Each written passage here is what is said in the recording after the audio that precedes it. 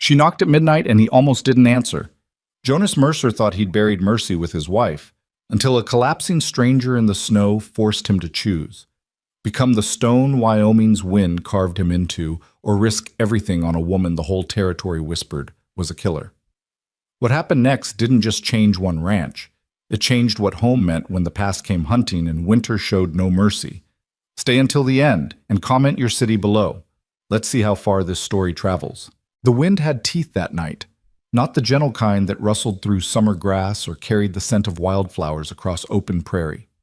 This was the Wyoming wind that carved bone, that turned men's faces to leather, that made widows out of wives and ghosts out of homesteads.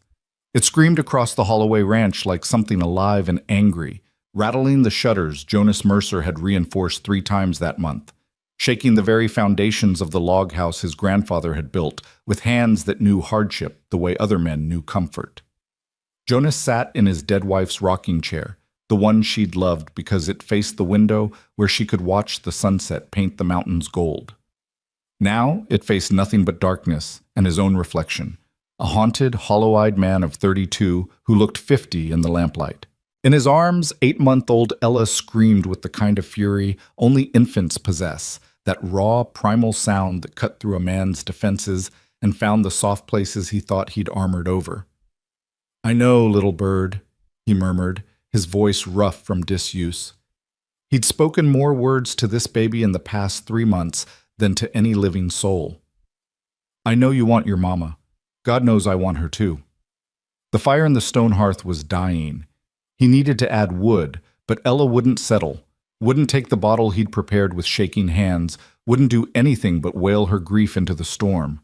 She didn't understand that Catherine was gone, that the fever had taken her so fast Jonas hadn't even had time to ride to town for the doctor, that he'd held his wife's hand while she burned up from the inside, whispering promises he couldn't keep about watching over their daughter, about not letting the ranch fall to ruin, about not becoming the bitter, broken thing his own father had become after Jonas's mother passed.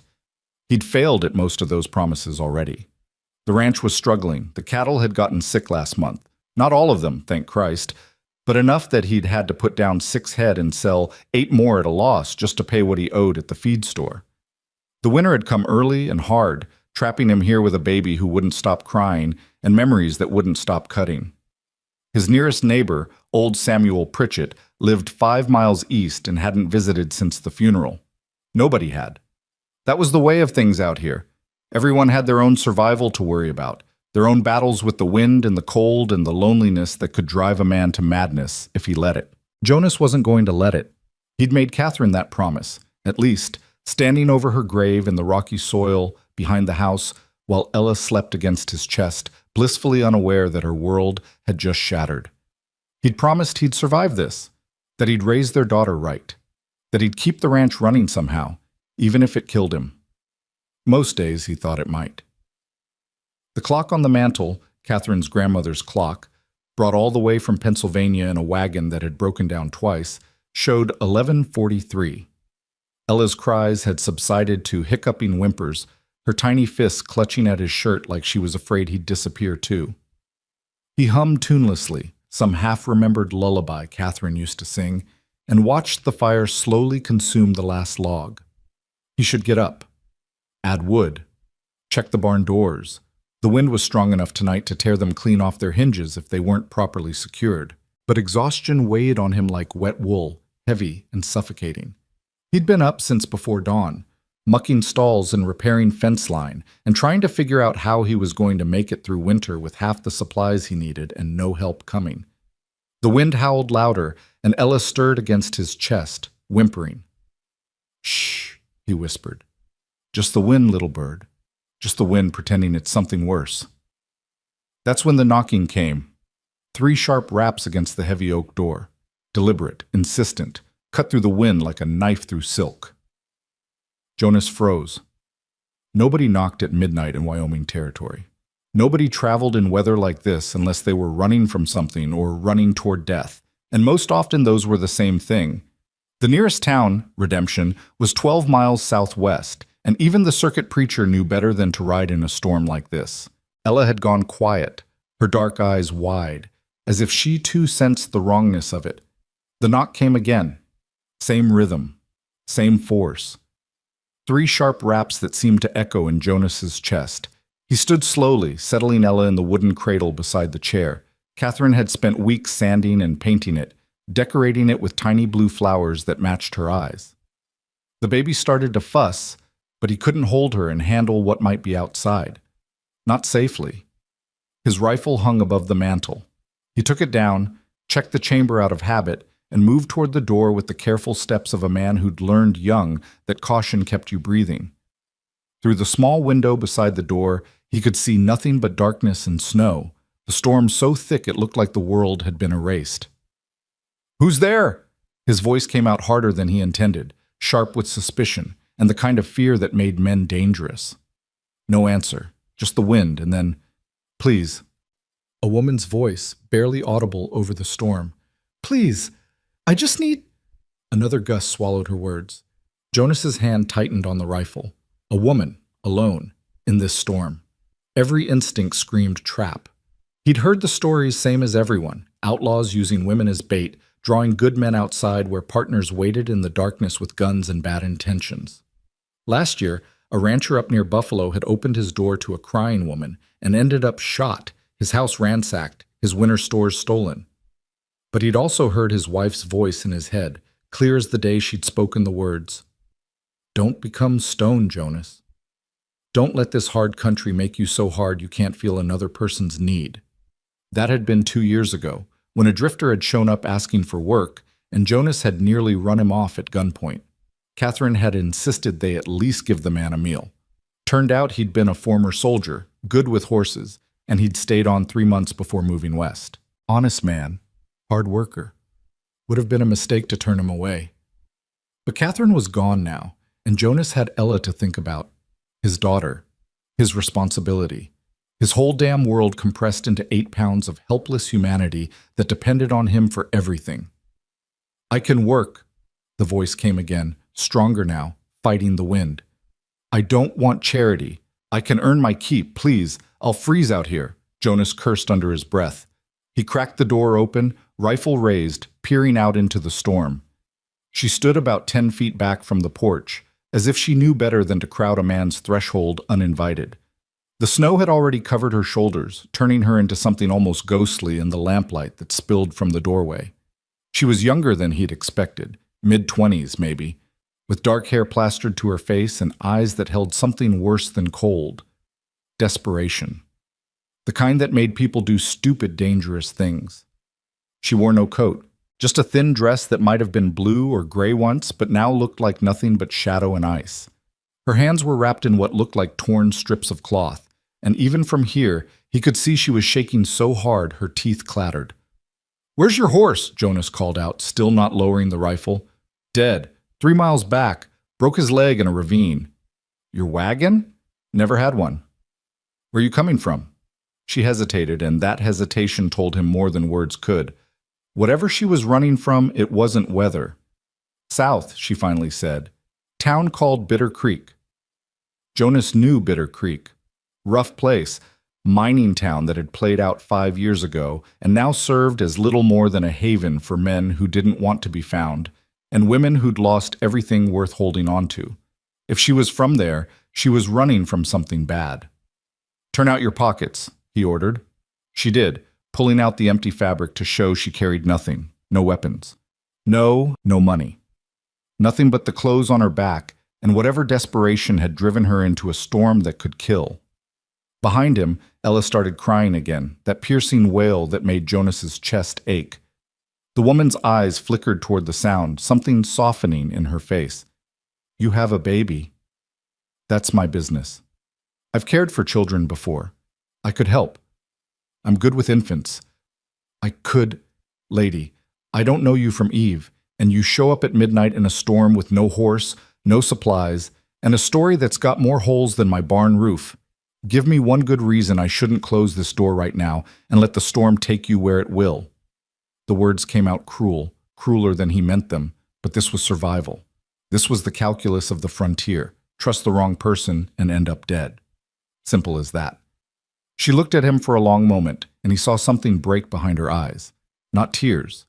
Something deeper. The last fragment of pride, maybe, or hope, or whatever it was that kept people fighting when everything else was gone. "You shouldn't," she said quietly. "You should close that door. You should protect your child and your home and not let someone like me anywhere near either one. You're right to be suspicious. You're right about everything." She turned away then, stumbling down off the porch and back into the storm. Jonas stood there, door half open, rifle in hand, watching her walk away. Every rational part of his brain said to let her go, said she was trouble, that whatever she was running from would follow her here, that opening his home to a stranger was asking for disaster. But Ella was still crying, and the wind was still howling, and Catherine's voice was still echoing in his head. "Don't become stone." The woman made it maybe 20 feet before she collapsed. Not dramatically, there was nothing theatrical about it. Her legs just gave out, folding beneath her like they'd finally accepted what her mind refused to acknowledge. She fell forward into the snow and didn't get back up. "Christ almighty," Jonas muttered. He should leave her, should go back inside, tend to his daughter, let nature take its course. That's what his father would have done. What most men out here would do. The frontier didn't have room for mercy, not the impractical kind that got you killed. But he found himself setting the rifle against the doorframe and stepping out into the storm anyway. The cold hit him like a physical blow, stealing his breath, finding every gap in his clothing with malicious precision. The snow was already ankle-deep on the porch, knee-deep in the yard, and it took him longer than it should have to reach her. She'd fallen by the fence post, the one he kept meaning to replace, and lay curled on her side with her arms wrapped around herself in a futile attempt at warmth. "Stupid woman," he said, kneeling beside her. "Stupid, stubborn, suicidal woman." She didn't respond. Her eyes were open but unfocused, her lips blue, her whole body shaking with violent tremors that meant hypothermia was setting in fast. He'd seen it before, on cattle and men both. Once it got this far, once the shaking started like this, you didn't have much time. Jonas slipped his arms beneath her and lifted. She weighed almost nothing, like she hadn't eaten properly in weeks. Her head lolled against his chest, and he could feel how cold she was, even through his shirt, like holding a bundle of ice. Getting back to the house felt like crossing miles instead of yards. The wind fought him every step, trying to tear them both away, to claim what it clearly thought was its due. But Jonas had been fighting this wind his whole life, and he was too damn stubborn to let it win tonight. He kicked the door shut behind them, sealing out the storm, and the sudden quiet was almost shocking. Ella's cries filled the space instead, urgent and afraid, but Jonas couldn't tend to her yet. He laid the woman on the rug in front of the fireplace, the one Catherine had braided from old clothes and burlap sacks, and threw 3 logs onto the dying embers. The flames caught quickly, throwing heat and light across the room. In the glow, he got his first real look at her. She was younger than he'd thought, early 20s at most. Her face was all sharp angles, cheekbones too prominent, jaw too defined, like she'd missed too many meals. But there was something striking about her features, something that would have been beautiful if she hadn't looked so close to death. Dark hair, nearly black, cut roughly at her shoulders, pale skin gone corpse white with cold. And her hands, he noticed her hands particularly, were torn up, fingertips raw and bleeding like she'd been climbing rocks or clawing at something. He grabbed Catherine's old shawl from the back of the rocking chair, the cream-colored one she'd worn every evening while nursing Ella, and wrapped it around the woman's shoulders. Then he pulled the quilt from his own bed and layered that on top. "Stay by the fire," he told her, though she gave no sign of hearing him. "I'll be right back." Ella's cries had reached a fever pitch. He scooped her up from the cradle, and she immediately quieted to hiccuping sobs, her small body trembling with leftover distress. He heated the bottle he'd prepared earlier, goat's milk from the nanny he kept for exactly this purpose, and settled back into the rocking chair while Ella ate with the desperate hunger of someone who'd been denied comfort too long. All the while, he watched the woman by the fire. She didn't move for long minutes. Then, slowly, her shaking began to ease. Her eyes closed. Her breathing deepened. Jonas found himself tracking each breath, part of him waiting for it to stop, for her to just slip away and solve his problem for him. But she kept breathing. Ella finished the bottle and fell asleep against his shoulder, milk-drunk and finally peaceful. Jonas sat there in the rocking chair, his daughter warm in his arms, a stranger potentially dying on his floor, and wondered what the hell he'd just invited into his home. Outside, The wind continued to rage. By the time the first gray light of dawn crept through the windows, Jonas had moved through exhaustion into a strange, crystalline alertness that came from too little sleep and too much worry. He'd spent the night in the rocking chair, Ella sleeping on his chest, while he kept watch over the woman by the fire. She'd slept deeply, the sleep of complete depletion, but her color had improved. The corpse white had given way to merely pale, and the violent shaking had subsided into occasional tremors. Once, around 3 a.m, she'd cried out, a sharp, terrified sound that made Jonas reach for his rifle before he remembered she was just dreaming. She'd settled again after a moment, curling tighter into herself beneath the quilt. He should have woken her, should have demanded answers, should have done a dozen things that would have been smarter than what he'd done, which was nothing. But Ella had been peaceful for the first time in days, and he hadn't wanted to disturb that fragile quiet. Now, with dawn arriving, he had to make decisions. The storm had passed during the night, leaving behind a world transformed. Through the window, he could see snow piled 3 feet deep in places, sculpted by the wind into smooth drifts that looked almost beautiful in the pale light. The barn was still standing. He could see it through the skeletal branches of the cottonwood tree Catherine had planted their first year here, when they'd still been young and stupid enough to think they could make this land gentle. Ella stirred against his chest, making the small snuffling sounds that meant she'd wake soon and want breakfast. His back ached from sleeping upright, and his arms had gone numb hours ago, but he'd learned to ignore discomfort. That was the first lesson Wyoming taught, how to hurt and keep moving anyway. The woman by the fire opened her eyes. For a moment, she just stared at the ceiling, disoriented, like she couldn't remember where she was or how she'd gotten here. Then her gaze shifted, found Jonas in the rocking chair watching her, and everything came flooding back. He saw it happen, the memory hitting her, her body tensing, her hands gripping the quilt like she expected him to rip it away. "You're awake," Jonas said quietly, so as not to disturb Ella. She sat up slowly, keeping the quilt wrapped around her shoulders.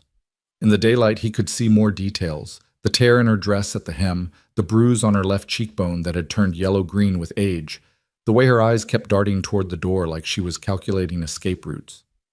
"You brought me inside." Her voice was hoarse, rough from cold and disuse. "Seemed like you needed it. You could have left me." "Could have." "Why didn't you?" Jonas looked down at Ella, who was starting to wake, her small face scrunching up in that way that meant she was about to demand attention. "My wife wouldn't have forgiven me." "Your wife?" "She passed 3 months ago." Something shifted in the woman's expression. Not pity, exactly, but recognition, like she understood loss intimately. "I'm sorry." "Me too." He stood carefully, cradling Ella against his shoulder. "You got a name?" She hesitated, and he could see her weighing her options, deciding how much truth to offer. "Clara," she finally said. "Clara Wynne." "Jonas Mercer. This is Ella." Clara's eyes softened when she looked at the baby. "She's beautiful." "Takes after her mother." He moved toward the small kitchen area where he kept Ella's bottles and the goat's milk. "You hungry?" "I don't want to take your food." "Wasn't asking what you wanted. Asked if you were hungry." Another hesitation. "Yes." He nodded toward the table. "Sit. I'll make eggs. Got some bread from last week that's still good if you don't mind it a little hard." Clara stood slowly, the quilt still wrapped around her shoulders, and moved to the table like she wasn't sure she was allowed. Jonas busied himself with breakfast, heating milk for Ella with one hand while cracking eggs into his battered iron skillet with the other. He'd gotten good at one-handed cooking these past months, gotten good at a lot of things he'd never thought he'd need to know. The eggs sizzled in bacon grease he'd saved from last week. The bread was hard, just like he'd warned, but he sliced it thick and set it on plates alongside the eggs. Simple food, frontier food, but honest, and more than Clara had probably eaten in days, judging by the way her hands trembled when she reached for the fork. "Eat slow," Jonas warned, sitting down across from her with Ella in the crook of his left arm, taking the bottle with desperate efficiency. "Your stomach's not ready for fast." Clara nodded and took small bites, but he could see the hunger in her eyes, the way she had to force herself not to devour everything at once. He ate his own breakfast mechanically, watching her between bites, trying to figure out what he'd brought into his home. She caught him staring. You want to know why I was out there? I want to know if whoever you're running from is going to show up at my door looking for you. No. She said it with certainty, then faltered. Probably not. Probably's not good enough. They think I died. She set down her fork, the eggs only half eaten. There was a fire. A cabin about 20 miles south of here. Everyone thinks I was in it. Were you? No, but my sister was. The words hung in the air between them, heavy with grief and things unsaid. Jonas fed Ella the last of her bottle and moved her to his shoulder, patting her back gently until she burped. You gonna tell me the rest, or do I have to guess? Clara looked out the window at the snow-covered landscape, at the empty miles of white that stretched in every direction. When she spoke again, her voice was flat, emotionless, the tone of someone who'd told this story too many times in their own head. My sister Sarah was 16, pretty girl, caught the eye of a man in town, Thomas Creed. He was older, mid-30s, worked as a foreman at one of the mines. She thought he loved her. I knew better. I tried to warn her, but she wouldn't listen. Young girls never do. She paused, fingers tightening on the quilt. He got her pregnant. Then he got mean, started hitting her, telling her she'd trapped him, that he never wanted a baby. I tried to help her leave, but she was scared. He'd threatened to kill us both if she tried. Jonas didn't interrupt. He'd heard variations of this story before. Different names, different towns, but the same ugly core of violence and fear. One night, he beat her so bad she lost the baby. She was bleeding, and I couldn't stop it, and he wouldn't let me fetch the doctor. He said if anyone found out, he'd make sure we both disappeared.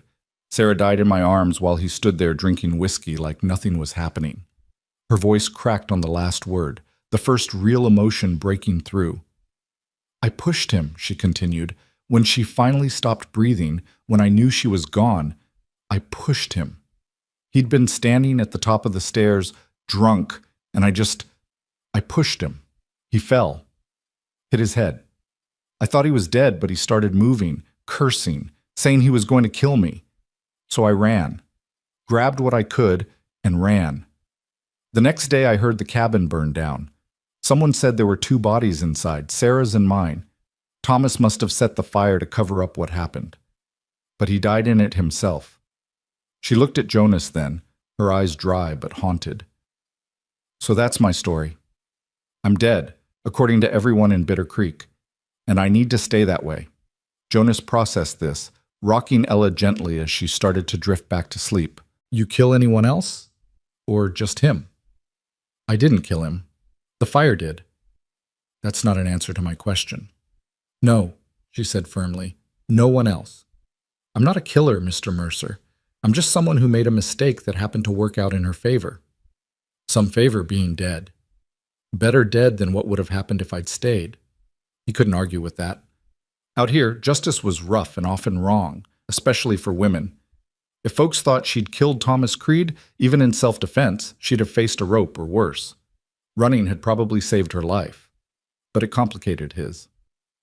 Here's how this works, Jonas said, standing to settle Ella back in her cradle.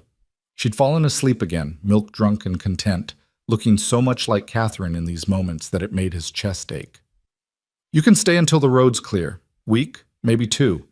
You help around the place, cleaning, cooking, tending Ella when I'm working the ranch. I can't pay you, but you'll have food and shelter.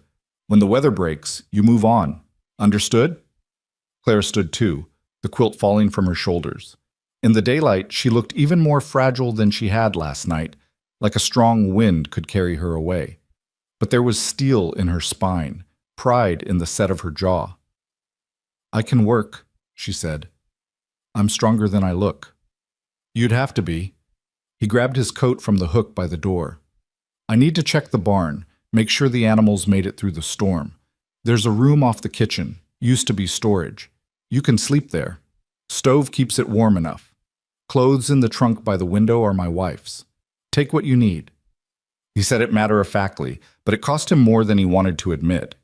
Catherine's clothes, Catherine's room, Catherine's shawl still wrapped around this stranger's shoulders. Clara must have seen something in his face because she said quietly, "Thank you. Don't thank me yet. You haven't seen how much work needs doing around here." He stepped out into the cold morning, closing the door behind him before she could respond. The barn had survived the storm better than he'd hoped. Two of the shutters had torn loose, hanging by single hinges, and snow had drifted through the gaps in the upper loft, but the animals were alive and relatively calm. His 4 remaining milk cows, Bessie, Molly, Star, and the young heifer he hadn't named yet, stood in their stalls chewing hay with the patience of creatures who'd seen worse winters. The 2 draft horses, Thunder and Rain, Catherine had named them during a storm, finding it funny, nickered when he entered, hoping for grain. The chickens in their coop at the back were fine, huddled together for warmth, the rooster giving him the suspicious eye it gave everything that moved.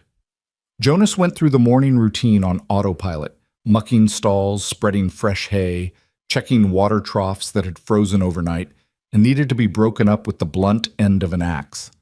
His hands moved through familiar patterns while his mind churned through the problem of Clara Wynne. He told the truth about needing help. The ranch was too much for one man, especially one man with an infant to care for.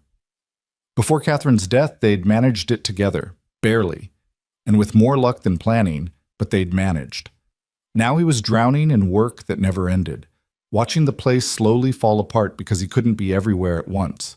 But bringing someone in, especially someone with Clara's kind of trouble following her, was risky.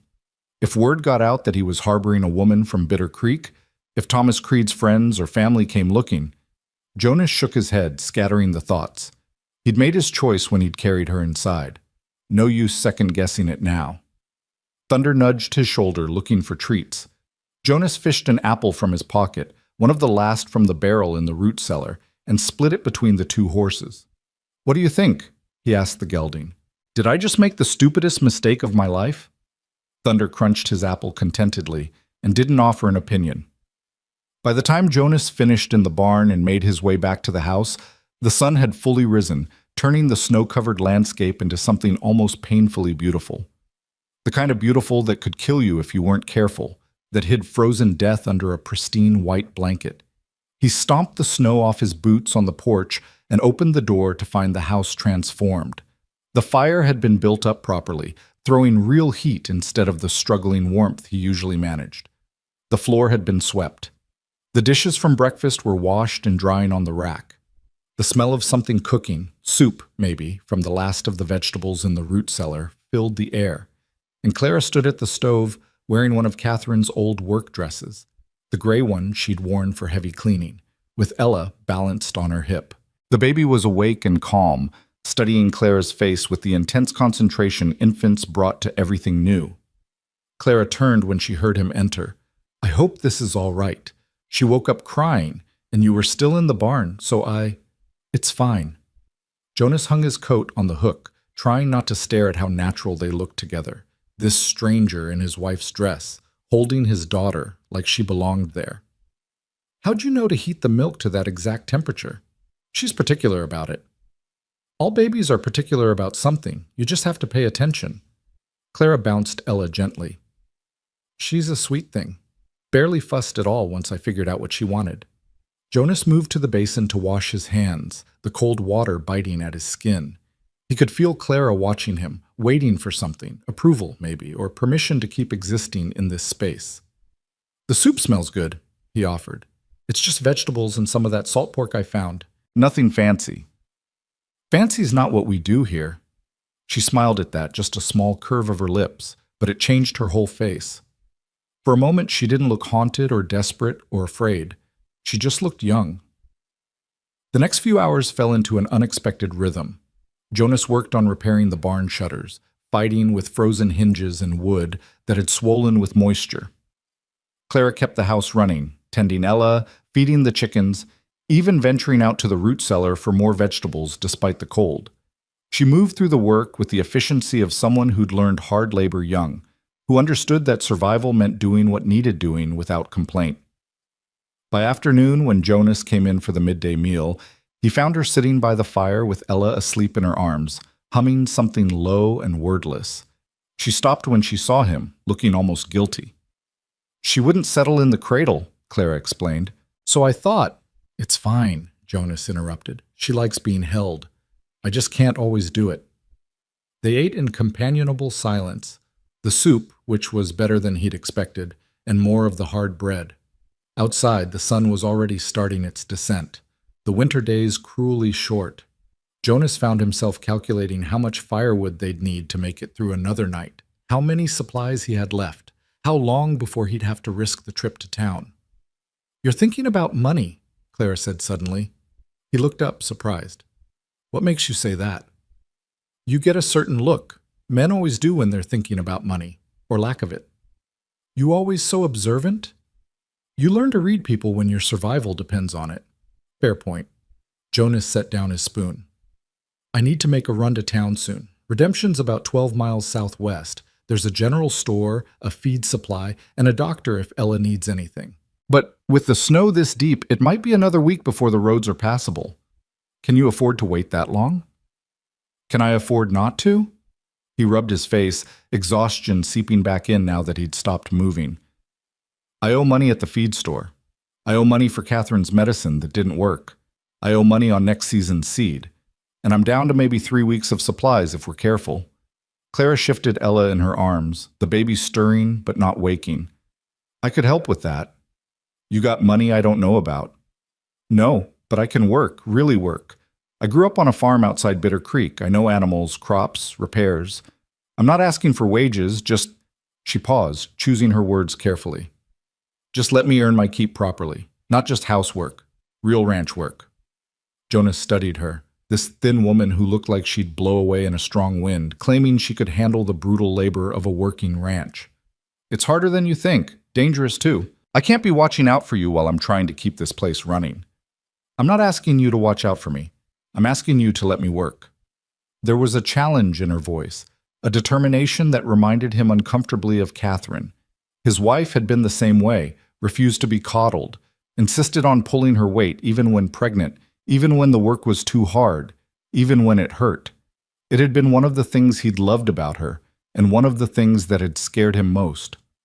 "All right," he said finally. "But we start small. Chicken coop needs cleaning, fences need checking. Think you can handle that?" "Yes." "And if you can't, if it's too much, you tell me. I don't need another person dying on me. Understood?" Something flickered in her eyes, pain maybe, or understanding. "Understood." That night, after the evening chores were done and Ella had been fed and changed and rocked to sleep, Jonas found a pair of his old boots by the door. They'd been patched and cleaned, the worst of the damage repaired with leather strips that Clara must have found somewhere in his disaster of a storage area. He picked them up, turning them over in his hands. The repairs were neat, professional almost, better than he could have done. "My father was a cobbler," Clara said from her doorway, the small room off the kitchen that she'd claimed as her own.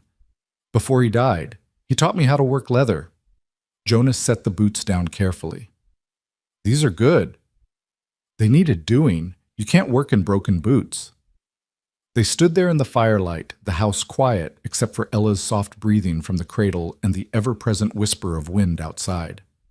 Two strangers bound by circumstance and necessity, trying to figure out how to exist in the same space without damage. "My wife used to say that a house runs on small kindnesses," Jonas said quietly. "The little things people do for each other without being asked." "Your wife sounds like she was a good woman." "The best." He picked up the boots again, weighing them in his hands. "These are a small kindness, Clara Wynne." "So was opening your door at midnight." He couldn't argue with that. That night, for the first time since Catherine's death, Jonas slept in his own bed instead of the rocking chair. He lay in the darkness, listening to the familiar sounds of the house settling, the fire crackling down to embers, and the new sound, someone else breathing in the room off the kitchen, another life under his roof that he was now responsible for. He should have been anxious, should have been second-guessing every decision that had led him here, but instead he felt something he hadn't felt in months. Not quite hope, not yet, but maybe the absence of hopelessness, which was close enough. Outside, the wind had finally stopped howling. The storm had passed, and somewhere in the darkness, the Holloway Ranch continued its stubborn existence. Two broken people and one innocent baby determined to make it through another winter night. Tomorrow would bring new challenges. Tomorrow would test Clara's claims about being able to work. Tomorrow would decide whether this fragile arrangement could actually survive. But tonight, the house was warm. Ella was peaceful, and Jonas Mercer found himself thinking that maybe, just maybe, he'd made the right choice after all, even if neither of them could see where that choice would lead them. The first test came 3 days later, just after dawn broke cold and clear over the Holloway Ranch. Jonas had been up since before first light, feeding the animals and checking the water troughs that seemed determined to freeze solid no matter how many times he broke the ice. He came back to the house expecting to find Clara inside with Ella, maybe starting breakfast, continuing the pattern they'd fallen into over the past few days. Instead, he found her in the chicken coop, mucking out soiled straw with the kind of methodical determination that spoke of muscle memory. She'd wrapped herself in an old coat of his, 3 sizes too big, sleeves rolled up to keep them out of the muck, and her dark hair was tied back with a strip of cloth. The chickens clucked around her feet, unconcerned by the intrusion, and she worked without pause even when she must have heard him approach. "Thought I told you I'd handle the coop today," Jonas said from the doorway. Clara didn't look up, just kept scooping soiled straw into the wheelbarrow she'd somehow dragged across the snow-packed yard. "You've got your hands full with the cattle. This needed doing." "Ella is asleep in her cradle by the fire. I checked on her 5 minutes ago. She's fine." Jonas watched her work for a moment, noting the efficiency of her movements, the way she didn't waste motion or energy. She'd been telling the truth about knowing farm work. This wasn't the fumbling of someone learning as they went. This was practiced skill. "You didn't have to do this," he said finally. "Yes, I did." She straightened then, meeting his eyes directly. "You gave me shelter. You fed me. You trusted me with your daughter. I'm not the kind of person who takes without giving back, Mr. Mercer." "Jonas," he corrected, "if you're going to be mucking out my chicken coop at dawn, you might as well use my Christian name." Something softened in her expression. "Jonas, then, and I meant what I said before, I can work." "I'm starting to believe you." Over the following days, they settled into a rhythm that felt less like accommodation and more like partnership. Clara took over the house entirely, cooking, cleaning, tending Ella with a natural ease that made Jonas's chest ache with memories of Catherine. But she also ventured outside whenever Ella slept, tackling the endless list of repairs and maintenance that Jonas had been putting off for months. She fixed the broken hinge on the barn door, using wire and ingenuity when proper materials weren't available. She organized the chaotic mess of his storage area, creating actual systems where before there had been only controlled disaster. She even climbed onto the porch roof one afternoon to replace shingles that had blown loose in the storm, ignoring Jonas's protests about the danger. "I'm lighter than you," she'd called down. "Makes more sense for me to do it." "Makes more sense for nobody to do it until spring," he'd shouted back. "And let the water damage get worse? That's wasteful." She'd been right, of course. The shingles had needed replacing, and she'd done a better job than he would have, her smaller hands able to work in tighter spaces. But watching her up there, balanced on ice-slicked wood 3 stories above frozen ground, had made something twist in his gut that he didn't want to examine too closely. By the end of the first week, Jonas had to admit that Clara Wynne was the best thing that had happened to the Holloway Ranch since Catherine had convinced him to buy the milk cows instead of more beef cattle. But it was the small things that surprised him most. The way she hummed while she worked, old songs he half remembered from childhood that filled the house with something besides silence and grief. The way she'd found Catherine's sewing basket and spent her evenings mending his clothes, patching tears he'd learned to live with because he had no time or skill to fix them himself. The way she talked to Ella, not baby talk, but real conversation, telling her about the chickens and the weather and the way snow looked in morning light, like the baby could understand every word. And maybe Ella could, in her way, because she smiled more now, cried less, slept better.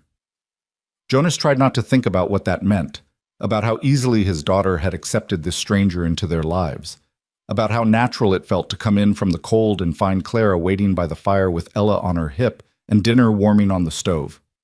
He tried not to think about it and failed constantly. The second week brought visitors. Jonas was in the barn replacing rotted boards in the hayloft when he heard horses approaching. 2 of them, from the sound, moving at a steady walk through the snow. He climbed down the ladder quickly, grabbing his rifle out of habit, and stepped outside to see Samuel Pritchett and his eldest son, William, riding up the path toward the house. Samuel was nearly 70, weathered and bent by decades of frontier living, but still sharp-eyed and stronger than he looked. William was maybe 20, broad-shouldered and quiet, with his father's practical nature and his late mother's gentle disposition. Good people, both of them, and the closest thing Jonas had to friends out here. "Jonas!" Samuel called, raising a hand in greeting. "Saw your smoke yesterday. Thought we'd better check you made it through that storm all right." "Made it fine," Jonas replied, very aware of Clara inside the house, very aware of how this would look to his neighbors. "Lost some shingles, but nothing major." "Good, good." Samuel dismounted with the stiffness of old joints, and William followed suit. "Thought you might need—" The door opened and Clara stepped onto the porch with Ella in her arms. She'd been expecting Jonas back for the midday meal, probably wondering what was taking him so long. She froze when she saw the visitors, her whole body going tense with the instinct of someone who'd learned to fear strangers. The silence stretched uncomfortably long. "Well," Samuel said finally, his bushy eyebrows climbing toward his hairline. "Seems like you've had company." Jonas moved toward the porch, positioning himself between Clara and the visitors without quite making it obvious. "Samuel Pritchett, William Pritchett. This is Clara Wynne. She's helping around the place for a spell." "Helping?" Samuel repeated the word like he was testing its weight. His eyes moved from Clara to Jonas and back again, and Jonas could practically see the old man's mind working through implications and possibilities. "That's right," Jonas said firmly. "Storm caught her on the road. She needed shelter. I needed help with the ranch. Seemed like good sense all around." William had the grace to look embarrassed by his father's scrutiny, but Samuel kept staring at Clara with the frank appraisal of someone who'd spent too long on the frontier to waste time on polite pretense. "Ma'am," Samuel said finally, tipping his hat. "Must have been some storm to drive you this far north. Where you headed originally?" "North," Clara answered, her voice steady despite the way her hands tightened on Ella. "Just north." "From?" "Samuel," Jonas interrupted, his tone carrying a warning. "She's a guest on my property. That makes her business my business, not yours." The old man's eyes shifted back to Jonas, and something passed between them. An understanding, maybe, or a challenge. Samuel had known Jonas since he was a boy, had helped his father build this ranch, had stood beside Jonas at Catherine's funeral and offered words that meant more than any preacher's platitudes. "All right," Samuel said slowly. "Your property, your business. But Jonas, you know how folks talk. Woman shows up out of nowhere, staying in a house with a widower and his baby daughter. I don't give a damn how folks talk." "Maybe you should." Samuel's voice had gone harder now, protective in the way of someone who'd watched Jonas grow up. "Catherine's barely cold in the ground, and you've got another woman wearing her clothes, sleeping under your roof." "In the storage room," Clara said suddenly. Both men turned to look at her. "I sleep in the storage room off the kitchen. Mr. Mercer sleeps in his own bed. And Mrs. Mercer isn't cold in the ground. She's in her daughter's smile, and in the way her husband keeps this ranch running because that's what she would have wanted. Don't you dare suggest otherwise." Her voice shook with anger, and Ella startled against her, beginning to fuss.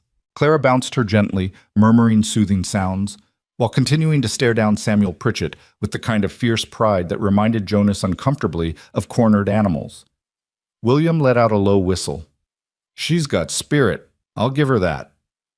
"Spirit's not the question," Samuel said, but some of the accusation had left his voice. He looked at Clara differently now, seeing past the stranger to something else. "Question is whether Jonas knows what he's doing." "I know exactly what I'm doing," Jonas said. "I'm surviving. Same as you, same as everyone out here. Clara's making that easier, not harder. That's all you need to know." Samuel was quiet for a long moment, studying them both. Jonas with his defensive posture, Clara with her chin raised in defiance, Ella now calm again between them. Finally, the old man nodded. "Fair enough. Your ranch, your choice." He turned to William. "Get the supplies from the saddlebags." "Supplies?" Jonas asked. "Brought you some extra feed, couple pounds of flour, and some of that medicine the doctor said helps with baby colic. Figured you might be running low after being snowed in." Samuel's weathered face creased into something that might have been a smile. "Whether I agree with your choices or not, Jonas, I'm not going to let you starve. Your daddy would haunt me." Jonas felt something loosen in his chest. That's... Thank you, Samuel. I'll pay you back. You'll do no such thing. Consider it a gift for Ella. Samuel moved toward his horse, then paused. But Jonas, be careful. Whatever this is, whatever you've got going here, it's going to draw attention, and not all of it will be friendly as mine. They left shortly after, William shooting apologetic glances back at the house while Samuel rode straight-backed and silent. Jonas stood in the yard watching them go, very aware of Clara still on the porch behind him, very aware that something had just shifted. "I'm sorry," Clara said quietly. "I shouldn't have spoken to your friend that way. He's not my friend. He's my neighbor. There's a difference. Still, he was just looking out for you." Jonas turned to face her. The afternoon sun caught her hair, making it shine nearly black, and Ella had fallen asleep against her shoulder with the trusting weight of complete security. They looked right together. They looked like they belonged. That was the problem. "He's right, you know," Jonas said. "People will talk. Hell, they're probably already talking. Widow takes in mysterious woman, starts playing house. It's exactly the kind of story that spreads through places like Redemption like wildfire." "You want me to leave?" It wasn't a question. "No." The word came out faster than he intended. "No, I need you to understand what you're walking into, what we're both walking into. This isn't just about shelter and work anymore. This is about reputation and judgment and all the ugly ways people make assumptions." Clara adjusted Ella's weight, her expression unreadable. "I've dealt with ugly assumptions before, Jonas. I can handle it." "Maybe you can. But can Ella? She's the one who'll grow up hearing whispers about her father and the woman who what?" Clara's voice had an edge now. "Who saved this ranch from falling apart? Who kept your daughter fed and warm while you worked yourself half to death? Who—" She stopped, taking a breath. "I'm sorry, that's not fair." "It's true, though. Truth doesn't always matter. You know that as well as I do." They stood there in the cold, the space between them filled with complications neither of them wanted to name. Finally, Jonas sighed. "Come on, let's get those supplies inside before they freeze. And Clara, thank you for what you said about Catherine. She would have liked that." Something in Clara's expression softened. She must have been extraordinary to inspire that kind of loyalty. She was. Jonas moved toward the saddlebags William had left by the porch steps. She really was. That evening, after Ella had been fed and settled for the night, Jonas sat by the fire working on the ranch's accounts. A depressing exercise that consisted mainly of watching numbers refuse to add up the way he needed them to. The supplies from Samuel would help, but they didn't solve the fundamental problem. He was broke, getting broker, and winter still had months left to run. Clara emerged from her room with a bundle of something in her arms. "I found these in the trunk, some of Catherine's dresses that were too worn for regular use. I thought maybe I could remake them into clothes for Ella. She's growing so fast and—" "You don't have to ask permission," Jonas interrupted. "Use whatever you need. They were your wife's things. And now they're just things. Catherine would rather see them used than sitting in a trunk gathering dust." He set down his pencil, rubbing his eyes. "Everything in this house is here to be useful, Clara, including you, apparently." She smiled at that, settling into the other chair by the fire with the fabric spread across her lap. For a while they worked in comfortable silence. Jonas with his impossible numbers, Clara with her needle and thread, the fire crackling between them. "Can I ask you something?" Clara said eventually. "Depends on the question." "Why did you really let me stay?" The truth, not the polite answer. Jonas considered lying, considered deflecting, considered any response that wasn't the raw honesty that wanted to spill out. But there was something about the firelight, about the late hour, about the way Clara kept her eyes on her sewing instead of him, that made truth easier. "Because I'm drowning," he said quietly. "Because every day feels like I'm barely keeping my head above water, and some days I'm not sure why I'm even bothering. Because when you showed up, desperate and freezing and offering to work, it felt like maybe, just maybe, I wasn't going to have to do this alone anymore." Claire's hand stilled on the fabric. "That's a lot of weight to put on a stranger." "I know, that's why I didn't want to say it." "Jonas," She looked at him then, her dark eyes reflecting firelight. I'm not here to save you. I can't save anyone. I couldn't even save my own sister. I'm not asking you to save me. I'm just asking you to stay, help, be present. That's all. For how long? It was the question he'd been avoiding since that first night. The arrangement had been temporary, a week or two until the roads cleared, but the roads had cleared 3 days ago, and neither of them had mentioned her leaving. Neither of them had wanted to. I don't know, Jonas admitted. Long as you want, I suppose. Long as it makes sense. And if people talk, let them talk. We know the truth. That's what matters. Claire went back to her sewing, but Jonas could see the small smile playing at the corners of her mouth. Your wife really did teach you well. Teach me what? How to be kind in a hard place. The words settled between them like snow, soft and accumulating, and Jonas found himself thinking about Catherine, about the woman who'd made this house a home, who'd insisted that kindness wasn't weakness, but the hardest kind of strength. She'd believed that even here, especially here, in this unforgiving territory where the land tried to break you daily, you had to hold on to your humanity with both hands. She tried, Jonas said. I don't always succeed. Nobody always succeeds, but you're trying. That counts. They fell back into silence, but it felt different now, warmer, somehow, like something unspoken had been acknowledged and accepted. Outside, the wind had picked up again, not the howling fury of that first storm, but the constant presence Jonas had lived with his whole life. Inside, the fire burned steady, and two people who'd been strangers a week ago sat together in the peace of shared understanding. The third week brought the trip to redemption that Jonas could no longer postpone. The feed supply was critical, and he needed to check on credit extensions at the general store, and there were other necessities that couldn't wait.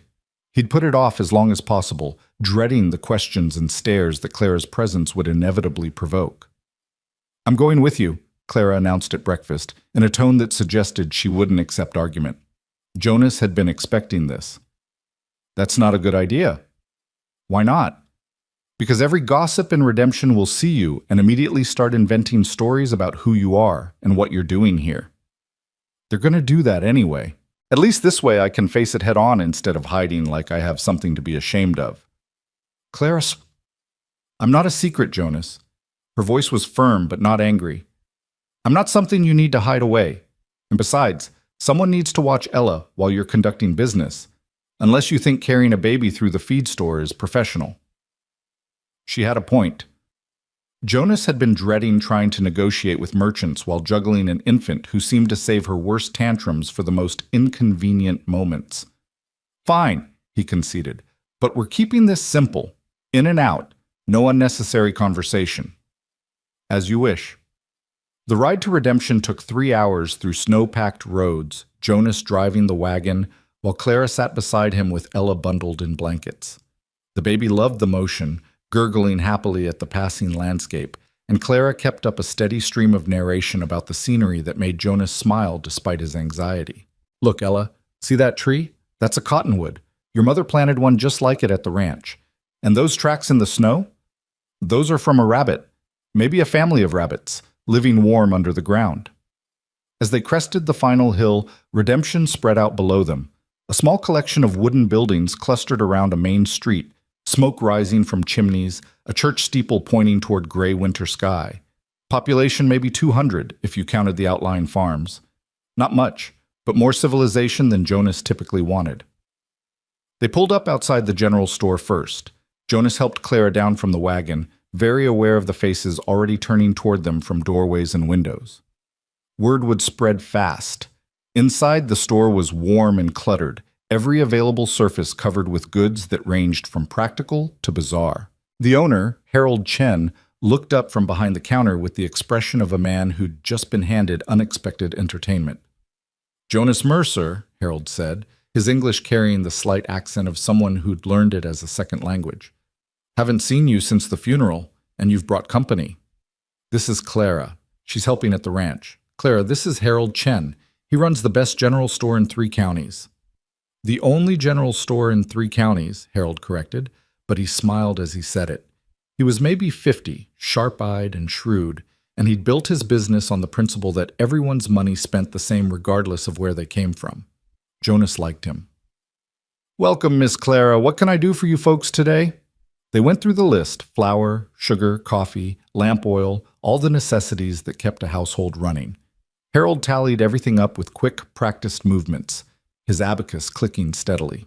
"That comes to $18, he announced. "But Jonas, we need to talk about your account." Jonas had been dreading this. "I know I'm behind, but I'll have money after spring calving. I just need—" "You need an extension. I know." Harold leaned on the counter, his expression sympathetic but firm. "Jonas, I like you. Your father was good to me when I first came west, didn't treat me different like some folks did, so I want to help. But I've got my own bills to pay, my own family to feed. I can give you another month, but after that you need your money." "I understand." Clara, who'd been browsing the fabric section with Ella, suddenly spoke up. "Mr. Chen, do you buy handwork, embroidery, sewing, that sort of thing?" Harold looked surprised. "Sometimes. Why?" "Because I'm very good with a needle, and if there's a market for it, I could provide quality work. Help offset what Jonas owes." "Claire, you don't have to—" Jonas started. "I want to." She met his eyes directly. "Let me help properly, not just around the ranch, but with this too." Harold looked between them, something calculating in his expression. "Tell you what, make me 3 good pieces. Table runners maybe, or decorative pillowcases, and I'll see if I can sell them. If they move, we'll talk about regular work." "Deal," Clara said immediately. They finished their shopping and moved on to the feed store, where Jonas negotiated another grudging extension while Clara waited outside with Ella. Then there were stops at the smithy, the leather shop, and finally, because Jonas needed to make an appearance, the small church where Reverend Thomas presided over both the living and dead of redemption. The Reverend was in his 50s, gray-haired and kindly, with the sort of gentle authority that made people confess sins they'd planned to keep secret. He greeted Jonas warmly, blessed Ella with a practiced hand, and then turned his attention to Clara. "I don't believe we've met, my dear."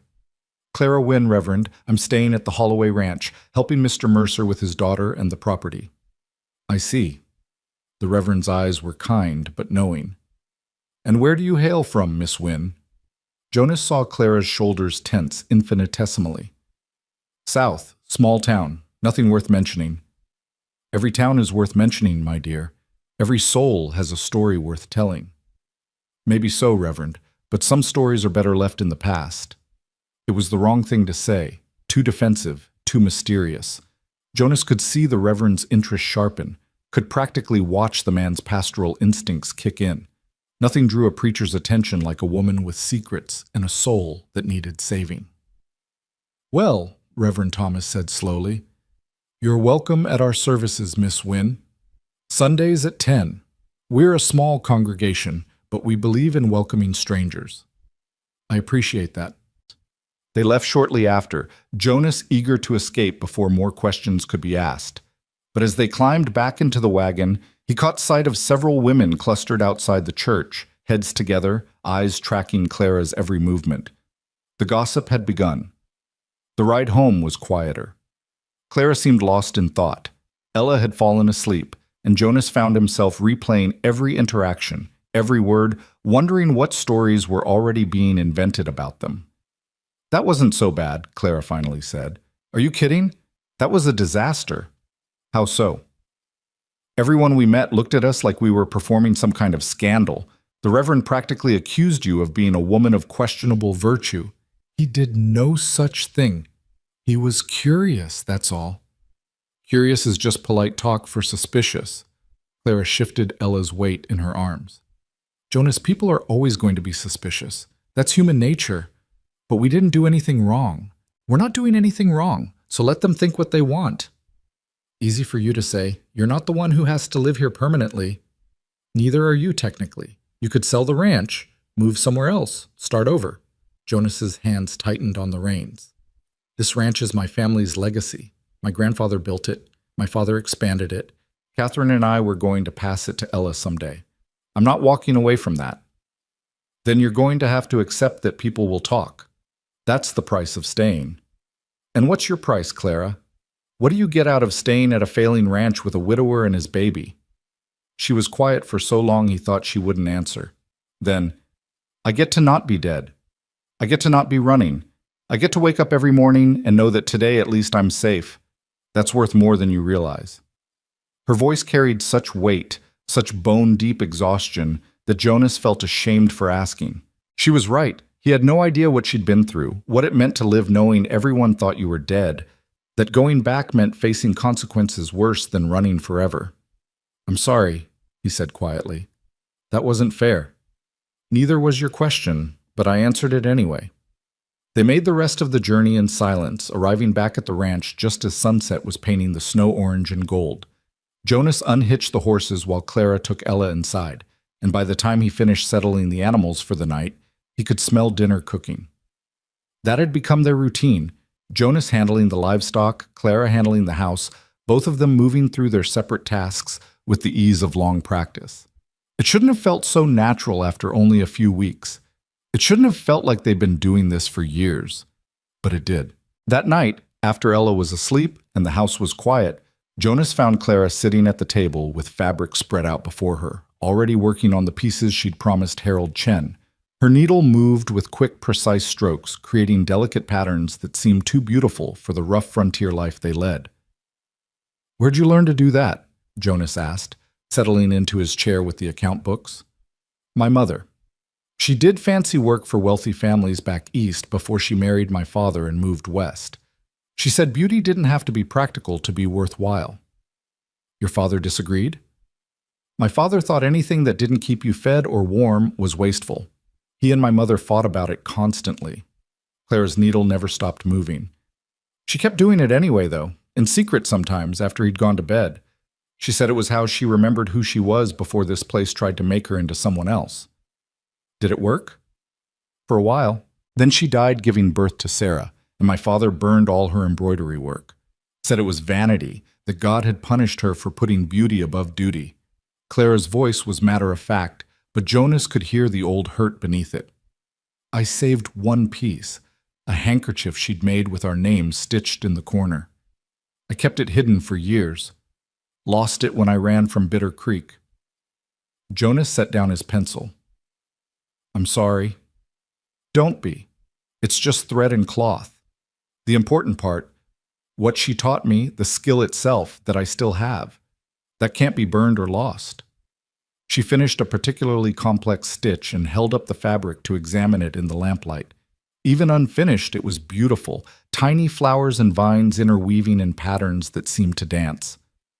"Harold's going to sell these," Jonas said with certainty, "probably for more than he's expecting." "I hope so. I want to help, Jonas, really help, not just with chores, but with keeping this place running."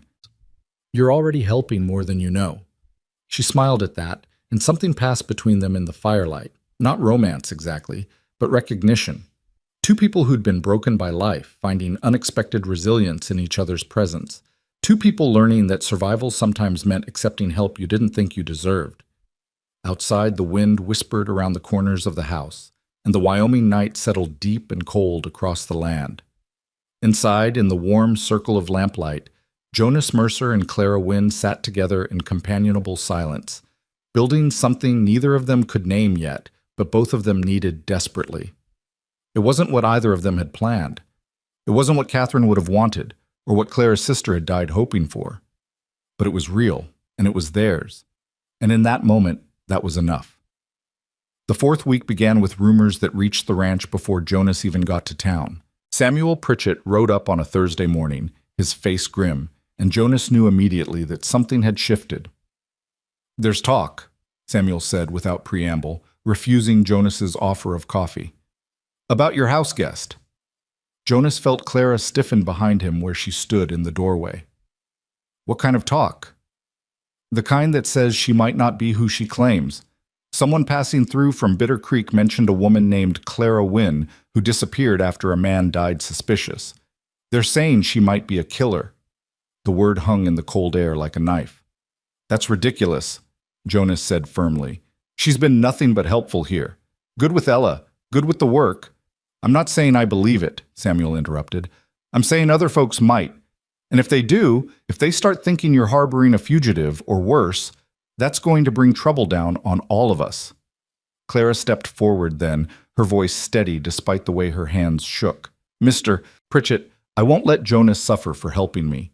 If people are talking, if there's going to be trouble, I'll leave. Today, if necessary. No, Jonas said immediately. You're not going anywhere. Jonas, I mean it, Clara. You stay. We'll deal with whatever comes. Samuel looked between them, something knowing in his weathered face. You're playing a dangerous game here, boy, for both of you. Maybe, but it's my game to play. The old man sighed, settling deeper into his saddle. Your father would have done the same damn thing. Stubborn runs in your blood. He turned his horse. Just be careful, Jonas. The frontier's got no mercy for fools, and even less for those who try to protect them. He rode away, leaving Jonas and Clara standing in the yard as morning sunlight turned the snow to blinding white. Ella's cry came from inside. She'd woken early, sensing the tension, and Clara turned to go to her without another word. But Jonas caught her arm gently. We're not done talking about this. What's there to talk about? Samuel's right. I'm bringing trouble to your door, and I need to leave before... Before what? Before people decide to judge you without knowing the truth? Before they destroy you for surviving something that wasn't your fault? His voice was harder than he intended. I lost Catherine to fever because I couldn't save her. I'll be damned if I lose someone else just because other people can't mind their own business. Clara's eyes filled with tears, but she blinked them back. This isn't the same thing, isn't it? You're both women who deserve better than what life gave them. The only difference is I can still help you. Ella's cries grew more insistent, and Clara pulled away gently to go inside. Jonas stood alone in the yard, watching sunlight glitter off snow, wondering when exactly Clara Wynne had stopped being a stranger and started being someone he'd fight for. The answer came to him with uncomfortable clarity. Probably that first night, when she'd turned away into the storm, and he'd been unable to let her go. Some choices, Jonas was learning, were made in moments but lived with forever. The question was whether he'd regret this one or spend the rest of his life grateful he'd been brave enough to make it. As the sun climbed higher and the ranch waited for whatever came next, Jonas Mercer realized he already knew the answer. The answer came sooner than Jonas expected, riding in on a cold Saturday afternoon in the form of 3 men he'd never seen before. Jonas was splitting wood behind the barn when he heard the horses, too many of them, moving too deliberately to be friendly visitors. He set down the axe and walked around the building to find 3 riders stopped in his yard, their breath and their horses' breath making clouds in the frozen air. Hard men, all of them, with the look of people who'd learned violence young and never forgotten the lessons. The one in front was maybe 40, with a scar running from his left eye to his jawline and a revolver worn low on his hip like he knew how to use it. The other 2 were younger, rougher, with the kind of hungry eyes that made Jonas's hand drift toward the rifle he'd left leaning against the barn wall. "Help you, gentlemen?" Jonas called, keeping his voice level, his body language neutral. Catherine had taught him that. Never show fear to predators, never give them the satisfaction of knowing they've rattled you. "Looking for someone," the scarred man said. His voice was surprisingly cultured, Eastern educated, which somehow made him more dangerous. "Woman named Clara Wynne. Heard she might be staying here." Jonas felt ice slide down his spine. "Don't know anyone by that name." "No?" The man smiled, and it was the worst smile Jonas had ever seen, all teeth and no warmth. "That's interesting, because we heard very specific things. That you took in a woman, dark-haired, early 20s, showed up out of nowhere a few weeks back. That sound like anyone to you?" "Sounds like half the drifters in Wyoming Territory." "Maybe so, but this particular drifter, she's wanted for murder back in Bitter Creek. Thomas Creed's murder, to be specific. And Mr. Creed's brother, that would be me, Jacob Creed, he's very interested in finding her." The door to the house opened, and Clara stepped onto the porch with Ella in her arms. Jonas wanted to shout at her to go back inside, to hide, to run, but it was too late. Jacob Creed's eyes locked onto her like a wolf spotting wounded prey. "Well," Jacob said softly, "there she is. Clara Wynne, back from the dead." Clara's face had gone white, but her voice stayed steady. "I didn't kill your brother, Mr. Creed." "No? Then why'd you run?" Why'd you let everyone think you died in that fire? Because I knew no one would believe the truth. And what truth would that be? Jacob dismounted slowly, his hand resting casually on his gun. The other two men followed suit, spreading out to flank him. That my brother, a respected man, a foreman with responsibilities, beat some girl to death and you were just an innocent bystander? She was my sister, and he did beat her to death. He killed her and their unborn baby, and when I tried to stop him, he came after me. I pushed him to defend myself. That's the truth. That's your truth. Here's mine. You killed my brother, burned down his cabin, and ran like the guilty thing you are. And now I'm going to make sure you answer for it.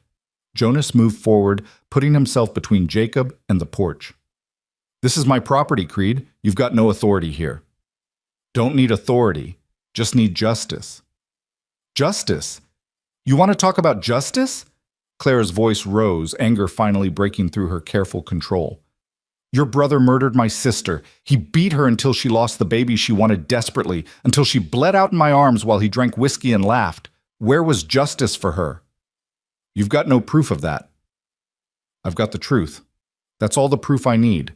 Jacob's hand tightened on his gun. The law says different. The law says you're a killer who needs to hang. There is no law in Bitter Creek, Clara shot back. There's just men like your brother and men like you who think power gives you the right to do whatever you want to people who can't fight back. Careful, girl. You're already in enough trouble without adding insults. Jonas's rifle was still leaning against the barn wall 20 feet away. Too far. The revolver in his belt was loaded, but going for it would start a fight he couldn't win. Not 3 against 1, not with Clara and Ella exposed on the porch behind him. He needed to think. Needed to find an angle that didn't end with people dead. Let's say you're right, Jonas said, forcing his voice to stay calm. Let's say Clara killed your brother. You planning to just shoot her here? In front of witnesses? In front of a baby? I'm planning to take her back to Bitter Creek for trial. There's no trial in Bitter Creek. You'll hang her from the first tree you find. Jacob shrugged. Maybe, but that's her problem, not yours, unless you're planning to make it yours. The threat was explicit now, hanging in the air like smoke. Jonas could let them take Clara, could stand aside, protect himself and Ella, choose survival over principle. It would be the smart choice, the safe choice, the choice his father would have made without hesitation. But it wasn't the choice Catherine would have made, and it wasn't the choice Jonas could live with. She's under my protection, he heard himself say. That makes it my problem. Jonas, don't... Clara started, but he cut her off. She works for me. Lives under my roof. That means anyone who wants to hurt her goes through me first. That's frontier law, Creed. You know it, same as I do. Jacob studied him for a long moment, reassessing. The two men flanking him shifted nervously, hands drifting toward their weapons. You really want to die for a woman you barely know? A killer who'll probably slit your throat in your sleep? I want to do what's right. And what's right is giving her a fair hearing, not handing her over to a lynch mob dressed up as justice. There's no fair hearing out here. There's just survival and consequences. Then I choose consequences. Jacob's smile returned, colder than before. Brave words. Let's see if you still believe them when we come back with the sheriff. Redemption's sheriff won't touch her without evidence, and you don't have any. Don't I? I've got her own admission that she pushed my brother. I've got witnesses who'll testify she ran. I've got a dead man and a burned cabin. Jacob swung back into his saddle. That's more than enough to convince a jury, assuming she lives long enough to see one. He wheeled his horse around, the other two following suit. This isn't over, Mercer. We'll be back. And when we come, you'd better have made your peace with whatever God you believe in. They rode off, kicking up snow and leaving deep tracks in the yard. Jonas stood watching until they disappeared over the ridge, then sagged against the barn wall, his legs suddenly unsteady. Clara was beside him in moments, still clutching Ella. Jonas, you shouldn't have done that. You shouldn't have... What? Protected you? Stood up for what's right? Made yourself a target. Her voice was raw with fear. He's going to come back, Jonas. Him or men like him, and they're going to... Let them come. I meant what I said. You're under my protection. Why? The word came out as almost a sob. Why would you risk everything for me? Your life, Your daughter's safety, this ranch. Why would you throw it all away? Jonas looked at her, really looked at her, seeing past the fear and desperation to the woman underneath. The woman who'd survived horrors he couldn't imagine, who'd walked through a killing storm rather than take charity, who'd worked herself to exhaustion to earn her keep. The woman who sang to his daughter and mended his clothes and filled his house with something besides grief. Because you knocked, he said quietly, and I opened. And maybe that sounds stupid, maybe it sounds naive, but Catherine believed that sometimes the right choice is the hard choice, that sometimes you have to stand for something even when it costs you everything. And if it costs you Ella? If they come back and they won't, I won't let them. He straightened, squaring his shoulders. But Clara, I need you to tell me the absolute truth now. Everything. No holding back, no protecting me from the ugly parts. I need to know exactly what we're facing. She nodded, tears finally spilling down her cheeks. All right. I'll tell you everything. They went inside, and while Ella played in her cradle, Clara told her story. The real story. Not the sanitized version she'd given before. She told him about Thomas Creed's slow transformation from charming suitor to violent abuser, about Sarah's growing terror, her desperate attempts to please him, her belief that if she just tried harder, loved him better, he'd become the man she thought she'd fallen in love with. She told him about the night Sarah lost the baby, the blood, the screaming, the way Thomas had stood over them both with dead eyes and said it was probably for the best anyway, that he'd never wanted the burden of a child. Sarah died begging him to get help, Clara said, her voice breaking.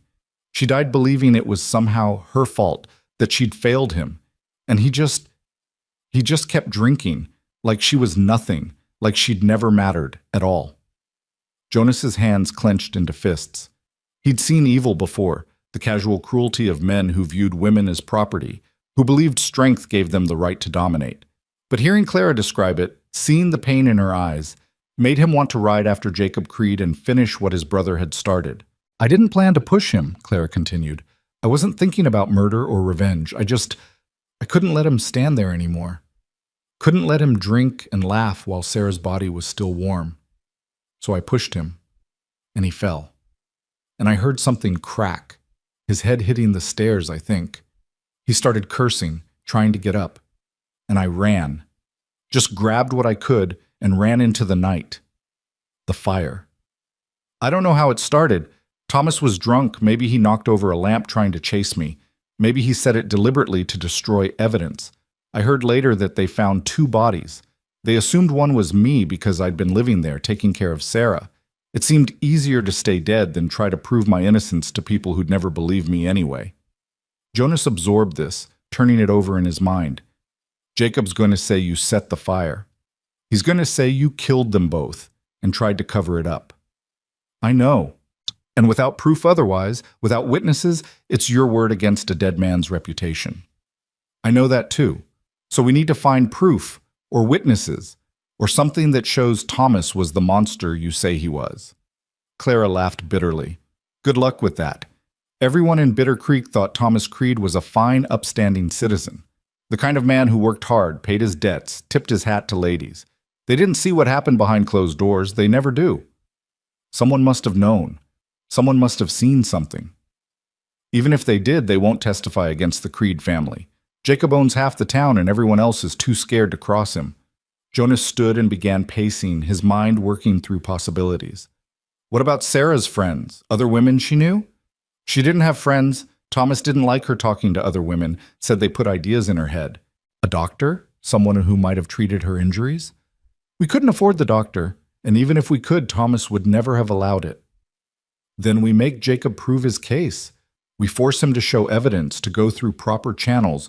Jonas. Clara stood too, facing him across the room. There are no proper channels. There's no real law out here, not for people like me. Jacob will come back with enough men to overwhelm you, and he'll take me. And there's nothing you can do to stop it. The hell there isn't. Please. She moved toward him, her eyes pleading. Please, Jonas, just let me go. Let me disappear again. I can run. I'm good at running. I'll head north, find another town, another name. You and Ella will be safe, and You'll what? Spend the rest of your life looking over your shoulder? Waiting for someone else to recognize you, to drag up the past, to take you back to Bitter Creek in chains? He caught her shoulders gently. That's not living, Clara. That's just surviving, and there's a difference. At least I'd be surviving. At least you'd be safe. I don't want safe. I want right. They stood there, close enough that Jonas could see the flecks of gold in her dark eyes, could feel the trembling in her shoulders that she was trying desperately to hide. She was terrified. Not for herself, he realized, but for him, for Ella, for the life she'd accidentally stumbled into and now cared about enough to sacrifice herself to protect. When had that happened? When had Clara Wynne stopped being a stranger and become someone whose fear for others outweighed her fear for herself? I won't let you go, Jonas said quietly. I won't let them take you. So we need a plan that doesn't involve either of those things. There is no plan. Jonas, you're not listening. No, you're not listening. His voice was firm now, carrying the tone he used with spooked horses and stubborn cattle. I've lived in Wyoming my whole life. I know how things work out here. I know that law is whatever the strongest man says it is, and I know that Jacob Creed thinks he's the strongest man in this territory. But he's wrong. How is he wrong? He has men, guns, the backing of everyone in Bitter Creek, and I have the truth. I have you, alive and willing to testify. I have a ranch that stood against worse than Jacob Creed, and I have something he doesn't, the respect of people in Redemption who knew my father, who knew Catherine, who understand that justice isn't the same as revenge. Clara shook her head. You're being naive. Maybe. Or maybe I'm being exactly as stubborn as I need to be. He released her shoulders and moved to the window, staring out at the darkening landscape. Tomorrow, we ride to Redemption. We talk to Sheriff Morrison, tell him everything, get it on record. Then we gather anyone who might testify on your behalf. People who saw Sarah's injuries, who heard Thomas's threats, who know what kind of man he really was. There is no one. Then we find them, or we make Jacob prove his case so thoroughly that even he can't justify hanging you without a trial. Jonas turned back to face her. But we don't run, and we don't give up. Understood? Clara stared at him for a long moment, something shifting in her expression, disbelief giving way to hope, hope giving way to something deeper that neither of them was ready to name. Why are you doing this? She whispered. Really? Tell me the truth. Jonas opened his mouth to give her the easy answer, the safe answer, the one that kept things simple and uncomplicated. But looking at her now, this fierce, damaged, extraordinary woman who'd walked into his life during a storm and refused to leave even when staying put her in danger, he found he couldn't lie. But because somewhere between that first night and now, you stopped being a stranger. Because Ella lights up when you enter the room. Because this house feels less like a tomb and more like a home when you're in it. Because... He stopped, the words catching in his throat. Because, Clara prompted, moving closer. Because I can't lose someone else I care about. I just can't. So I'm going to fight, Clara. I'm going to fight for you the way I couldn't fight for Catherine. And maybe that's selfish.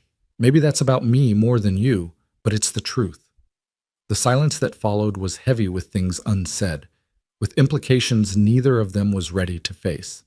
Then Ella made a small sound from her cradle, not quite a cry, just a request for attention, and the moment broke. Clara moved to pick up the baby, her movements automatic, soothing. Jonas watched them together in the lamplight and felt something settle in his chest, some certainty he hadn't known he was searching for. Tomorrow then, Clara said finally, bouncing Ella gently. We go to Redemption. We talk to the sheriff. We fight. Tomorrow, Jonas agreed. That night, neither of them slept well. Jonas lay in his bed listening to the house creak and settle, playing through scenarios in his mind, trying to anticipate what Jacob Creed might do next. Through the thin wall, he could hear Clara moving around in her room, restless and anxious. Around midnight, there was a soft knock on his door. Jonas? Clara's voice was barely audible. Are you awake? Yeah.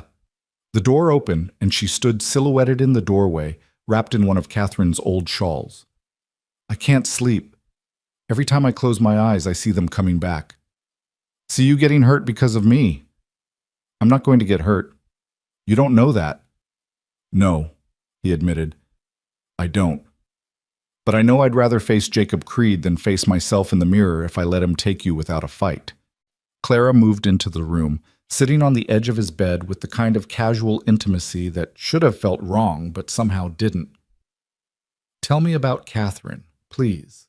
I want to understand what I'm asking you to risk. So Jonas told her.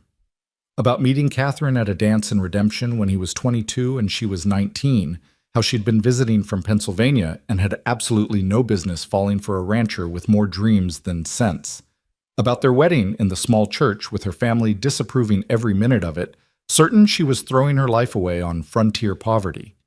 He told her about their first winter together, how they'd nearly starved because Jonas had misjudged his supplies, and Catherine had refused to admit she was hungry, saving her portions for him.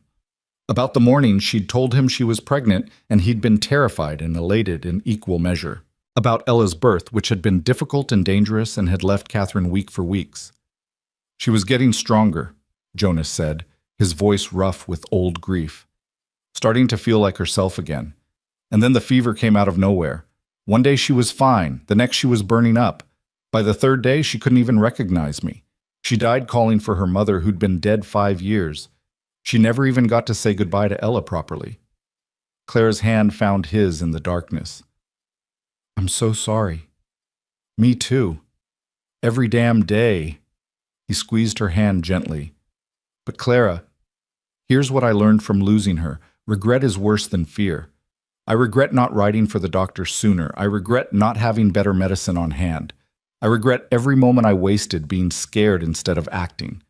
So when Jacob Creed rode into my yard today threatening you, I didn't think about fear. I thought about regret.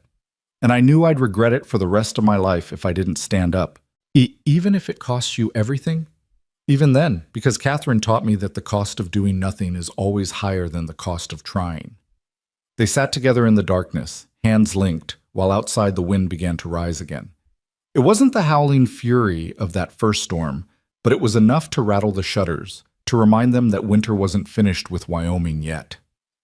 Jonas, Clara said finally, if tomorrow doesn't go the way we hope, if the sheriff won't help, if there's no way to stop Jacob, will you promise me something? Depends on what it is. Promise you'll take care of Ella, that you won't do anything stupid trying to protect me, that you'll let me go if that's what it takes to keep her safe. Clara, promise me. Her voice was fierce now. She's innocent in all this. She deserves a father who lives, not a father who died playing hero for a woman who was already doomed. Jonas wanted to argue, wanted to tell her that wasn't how this worked, that he didn't make promises he couldn't keep. But looking at her in the shadows, this woman who'd suffered so much and yet still put a child's welfare above her own, he found himself nodding. I promise I'll keep Ella safe. No matter what. Thank you. She stood to leave, but Jonas caught her hand one more time. Clara, for what it's worth, you're not doomed. Not if I have anything to say about it. You're a good man, Jonas Mercer. Better than you know. I'm just a rancher who's too stubborn to quit. No. She squeezed his hand gently. You're someone who still believes in mercy in a place that's forgotten what it means. Catherine taught you well. She slipped out of the room then, leaving Jonas alone with his thoughts and his fears and his stubborn, probably foolish determination to do the right thing no matter the cost. Tomorrow would bring answers. Tomorrow would test whether frontier justice could be made to work for someone besides the strongest man with the most guns. Tomorrow would decide whether Clara Wynn's story ended in Wyoming snow or continued into something none of them could predict yet. But tonight, in the darkness of his bedroom, Jonas Mercer made himself a silent promise. No matter what came, he wouldn't become the kind of man who closed his door when someone knocked. He wouldn't become stone in a place that tried to turn everyone to stone eventually. He'd stay human, stay kind, stay willing to fight for what was right, even when right was impossibly hard.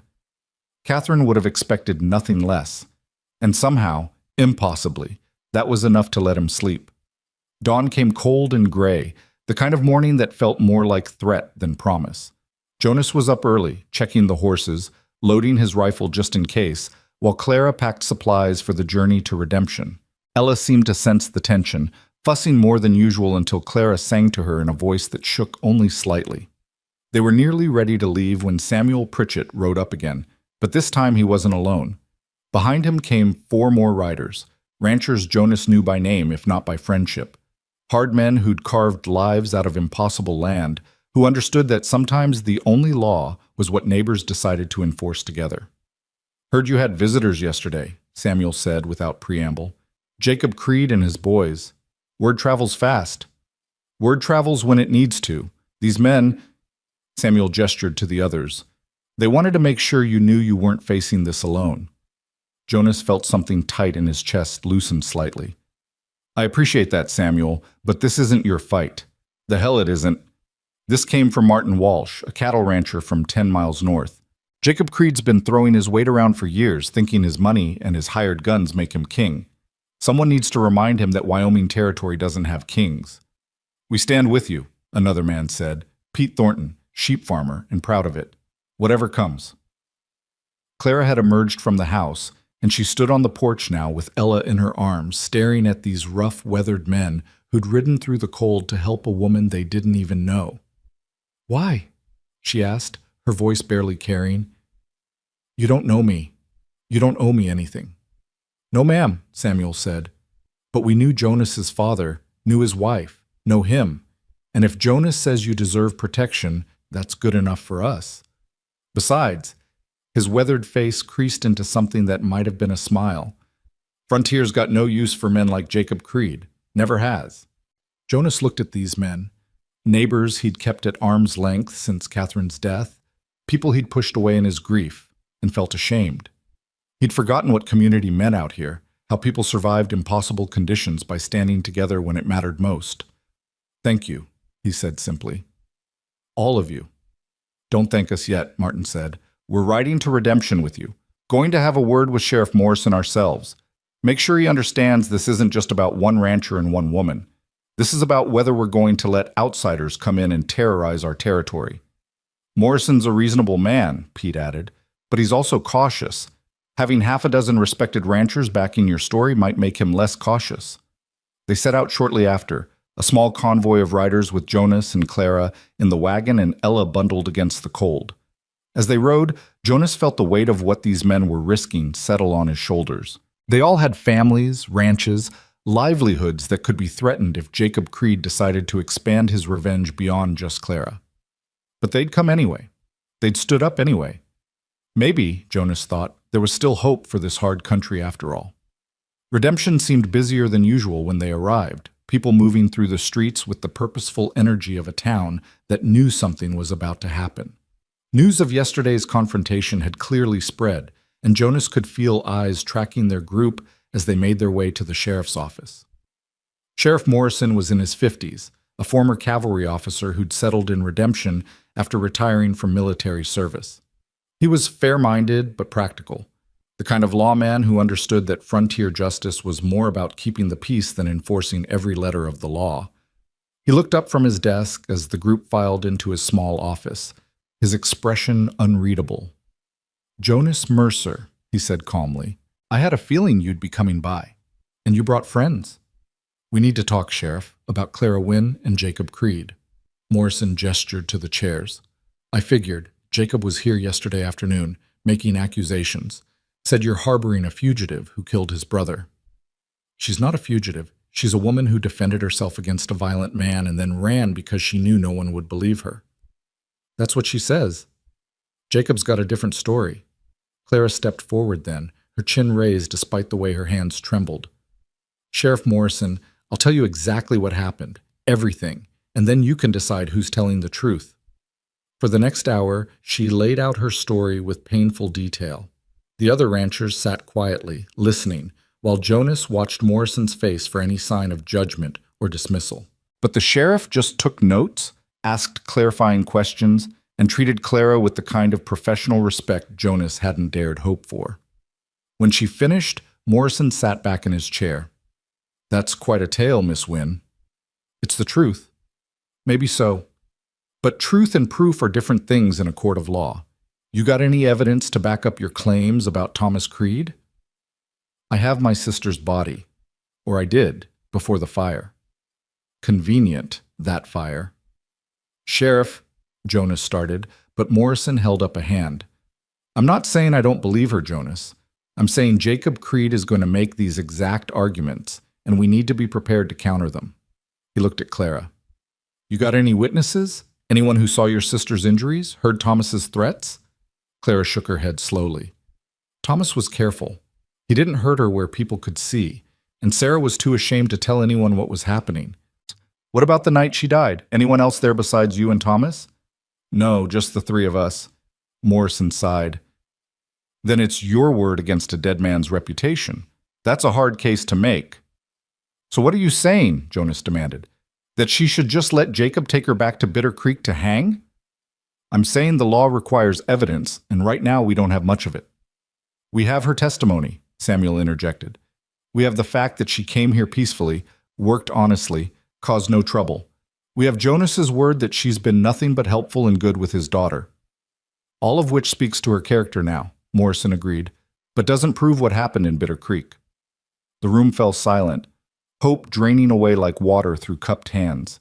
Jonas felt rage building in his chest. Rage at the unfairness of it, at the way the system was stacked against women like Clara, at his own helplessness to fix it. Then Clara spoke again, her voice quiet but steady. What if there were other women? Other girls Thomas hurt before Sarah? Morrison's head snapped up. Were there?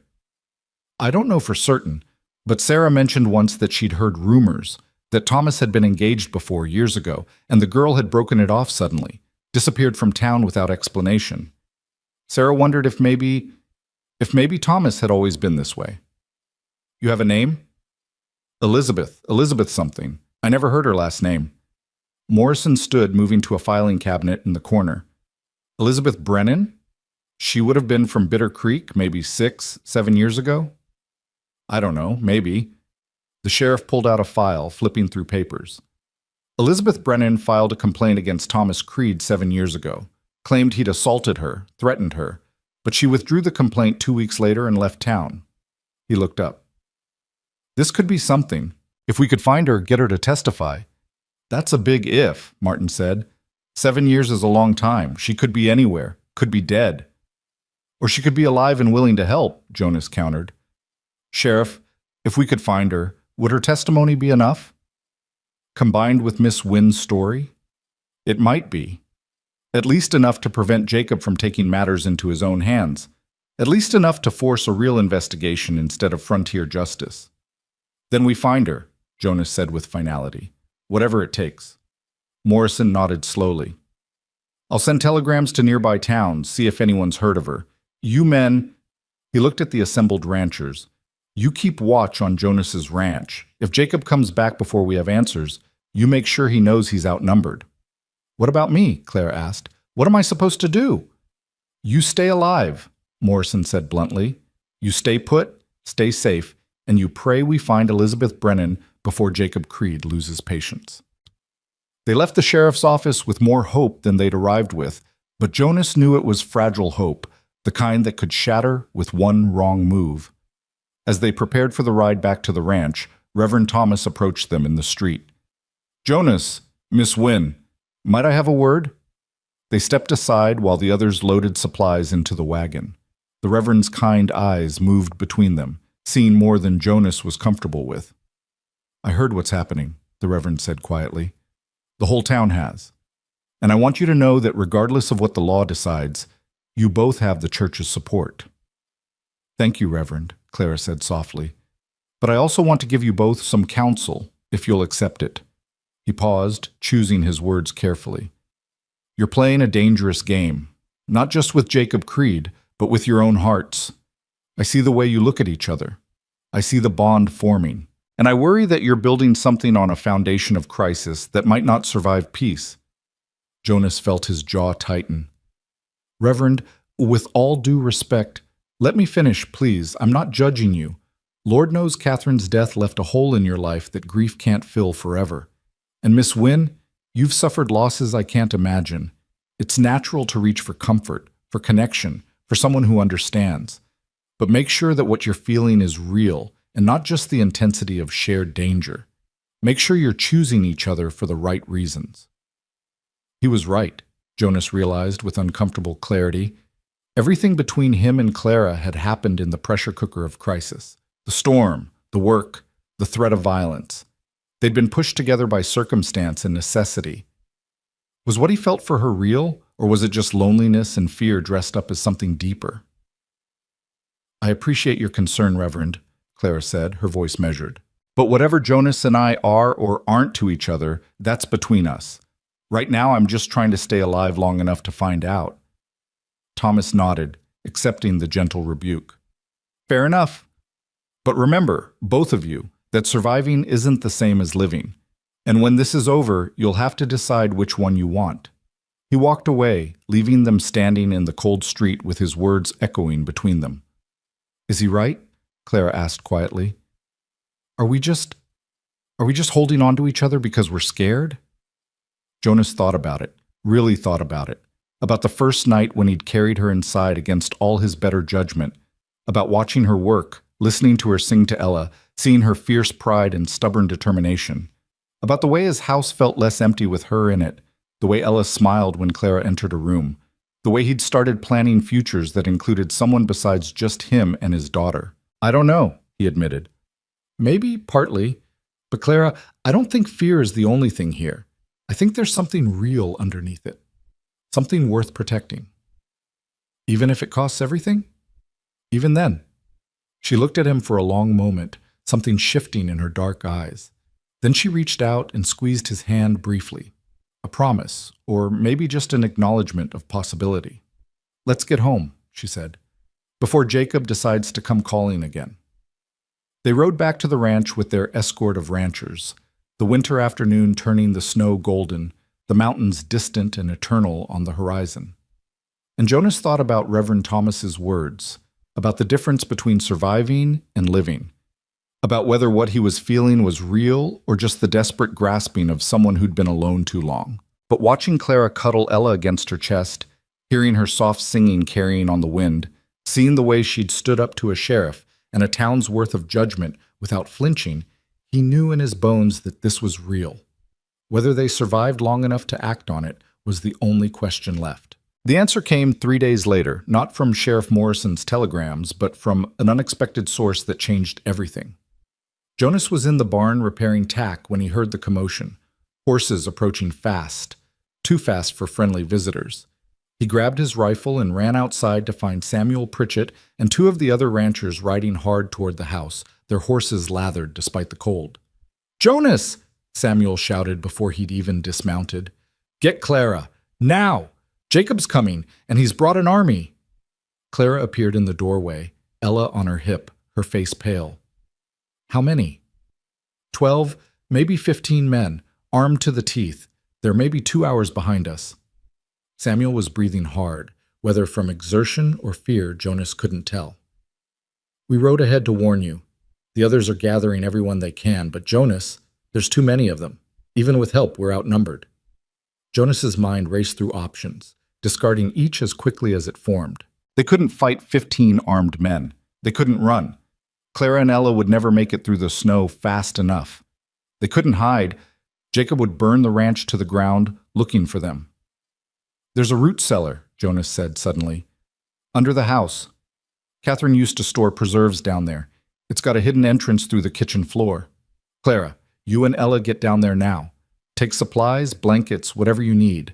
If things go bad, you stay hidden no matter what you hear. Understood?" "Jonas, I'm not hiding while you—" "Yes, you are. This is about keeping Ella safe. That's what matters." His voice was harder than he'd intended, but there was no time for gentleness. "Please, Clara, do this for her." Something in his tone must have convinced her because she nodded and disappeared back into the house. Jonas turned to Samuel and the others. "How much time do we really have?" "Hour and a half, maybe. They stopped in Redemption first, probably looking for you there. Morrison tried to slow them down, but Jacob's got the law on his side now, brought a judge from Bitter Creek who swore out a warrant for Clara's arrest." "A judge from Bitter Creek? That's not legal." "Legal doesn't matter when you've got 15 guns backing you up." Samuel spat into the snow. "I'm sorry, Jonas, we tried. But this is going to get ugly, and I won't lie to you. We might not walk away from it." Jonas looked at these men who'd come to help him, who were willing to die for a woman they barely knew because it was the right thing to do. Men with families, with ranches of their own, with everything to lose. "You should go," he said quietly. "All of you. This isn't your fight." "Like hell it isn't," Martin Walsh said, riding up with 3 more men behind him. "We sent word to everyone within 20 miles. Some are coming, some aren't. That's how it goes. But those of us here, we're not leaving." "Martin, Jonas, your father helped me build my first barn when I had nothing. Your wife delivered my youngest when my Sarah was too sick to travel to town. You think I'm going to abandon you now because some bully from Bitter Creek thinks he owns the territory?" Martin checked his rifle with practiced efficiency. "Not a chance." By the time they'd finished fortifying the ranch, moving hay bales for cover, positioning men at windows, ensuring clear lines of fire, they had 9 men total. 9 against 15, with Jonas's home and family caught in the middle. Clara emerged from the house one last time before Jonas made her go below. She'd changed into one of Catherine's old riding dresses, practical and worn, and her hair was pulled back severely from her face. She looked older somehow, hardened by the knowledge of what was coming. "I need you to know something," she said, pulling Jonas aside while the others made final preparations. "If Jacob takes me, if this goes the way I think it will, I need you to promise you won't blame yourself." "Clara, listen to me, please." Her voice was urgent, intense. "You gave me 3 weeks of peace. 3 weeks where I wasn't running, wasn't scared every second, wasn't alone. You gave me Ella's laughter and your terrible cooking and a home that felt real. That's more than I expected to ever have again. So if this is where it ends, if Jacob wins today, I want you to know I'm grateful. For all of it." Jonas felt something crack in his chest. "You're not going to die today. I won't let you. You might not have a choice." She reached up and touched his face gently, her hand cold against his cheek. "But Jonas, if something happens to me, take care of Ella. Love her enough for both of us. And don't let this break you. Catherine wouldn't want that. I don't want that. Stop talking like you're already gone." "I'm just being realistic." Then be realistic about this too. I'm not letting Jacob Creed take you. Not today. Not ever." He caught her hand, holding it against his face. "You hear me, Clara Wynne? You're staying here. You're staying with us. And when this is over, we're going to figure out what this thing between us is, and we're going to build something real. That's what's going to happen." She smiled then, sad and beautiful. "You're a dreamer, Jonas Mercer." Catherine used to say the same thing. He released her hand reluctantly. "Now get below. And Clara, if you hear shooting, if things sound bad, you take Ella and you run out the back tunnel. There's an old mining shaft that opens up half a mile north. Follow the creek bed. Samuel knows where it goes. Promise me you'll run if you have to." "I promise." She went inside then, and Jonas watched through the window as she descended into the root cellar with Ella, the trapdoor closing behind them like a coffin lid. Then he picked up his rifle and joined the other men in their waiting. The next hour crawled by like a wounded animal. The men talked in low voices, checking weapons, sharing what little tobacco they had, telling stories that were meant to ease tension but only highlighted how fragile everything was. Jonas couldn't stop thinking about Clara and Ella below, about how thin the floorboards were, about how little protection they'd have if bullets started flying. "Jonas," Samuel said quietly, moving beside him at the window, "if this goes south, if they breach the house, you get down there with them. We'll hold them off as long as we can. I'm not hiding while you fight my battle. It's not about hiding. It's about surviving. Someone needs to protect that baby, and Clara can't do it alone if she's scared out of her mind." Samuel's weathered face was grim. "Your father made me promise, the day before he died, that I'd look after you if anything happened. I'm looking after you now. So if I tell you to get down there, you get down there, understood?" Jonas wanted to argue, wanted to insist he'd stand and fight no matter what, but he knew Samuel was right. Ella had to come first. Everything else was secondary to keeping her safe. "Understood," he said finally. "Good. Now," Samuel went still, his eyes fixed on the horizon. "There. You see that?" Jonas looked where Samuel pointed and felt his stomach drop. A line of riders cresting the ridge, moving with the slow confidence of people who knew they had the numbers and the law on their side. 15 men, just like Samuel had said, with Jacob Creed at the front riding a black horse that matched his dark clothes. They came on steadily, not hurrying, taking their time. Jonas watched through the rifle sight as they spread out in a rough semicircle around the house, positioning themselves to cover all exits. Professional. Organized. This wasn't going to be a negotiation, this was a siege. Jacob rode forward alone, stopping just beyond rifle range. "Jonas Mercer," his voice carried clearly in the cold air. "I know you're in there, and I know you've got Clara Wynne with you. Send her out, and nobody needs to get hurt."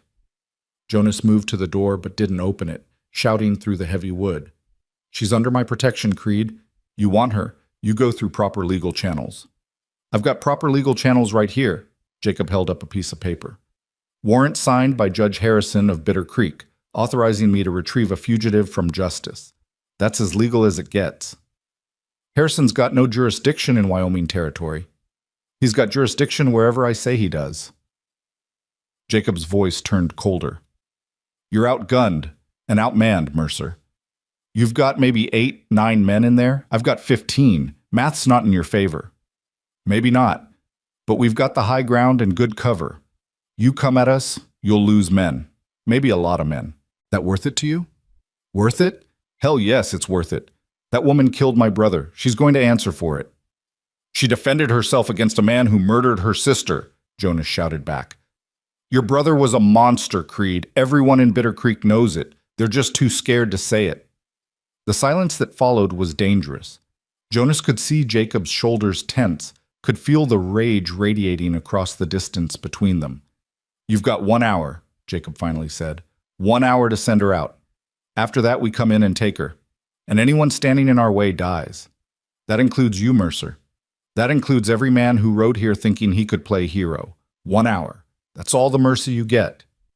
He wheeled his horse around and rode back to his men. They settled into positions, rifles ready, waiting. The siege had begun. Inside the house, the men looked at each other with the grim understanding of people facing impossible odds. "We could fight," Martin said, but he didn't sound convinced. "Make them pay for every inch." "And get everyone killed," Samuel countered. "Jonas, there's got to be another way." "There isn't. Not unless—" Jonas stopped, an idea forming. Desperate, probably stupid, but maybe their only chance. "What if we buy time? What if we pretend to negotiate while Morrison gets here with help?" Morrison's in redemption. Even if someone rode for him the moment Jacob's men arrived, he's hours away. Then we need to stretch that hour as long as possible. Keep talking, keep stalling, keep Jacob thinking there's a chance we'll give in. You think he'll believe that? I think he's arrogant enough to believe anything that serves his purposes. Jonas moved away from the window. "Samuel, you and Martin keep watch. The rest of you, check ammunition. Make sure we're ready if this goes bad. I'm going to try talking to Jacob again, see if I can drag this out." He opened the door a crack and shouted, "Creed, I want to talk, just you and me, halfway between your line and mine." A long pause. Then Jacob rode forward slowly. Jonas stepped out onto the porch, rifle in hand but pointed down, and walked to meet him in the snow-covered yard. Up close, Jacob looked even more dangerous than Jonas remembered. His eyes were flat and cold, the eyes of someone who'd killed before and would kill again without hesitation. But there was also grief there, hidden beneath the anger, real pain over his brother's death, twisted into something ugly by pride and the need for vengeance. "You're wasting time, Mercer." "Maybe, but I figure we should talk before people start dying." Jonas kept his voice level, reasonable. "Your brother's dead. Nothing I do or you do changes that, but killing more people won't bring him back. It'll give me satisfaction." "Will it? Or will you just have more blood on your hands and still be empty inside?" Jacob's jaw tightened. "You don't know anything about me or what I'm feeling. I know grief. I know what it's like to lose someone you love and want someone to blame. But Clara didn't kill your brother out of meanness or greed. She was trying to survive, that's all.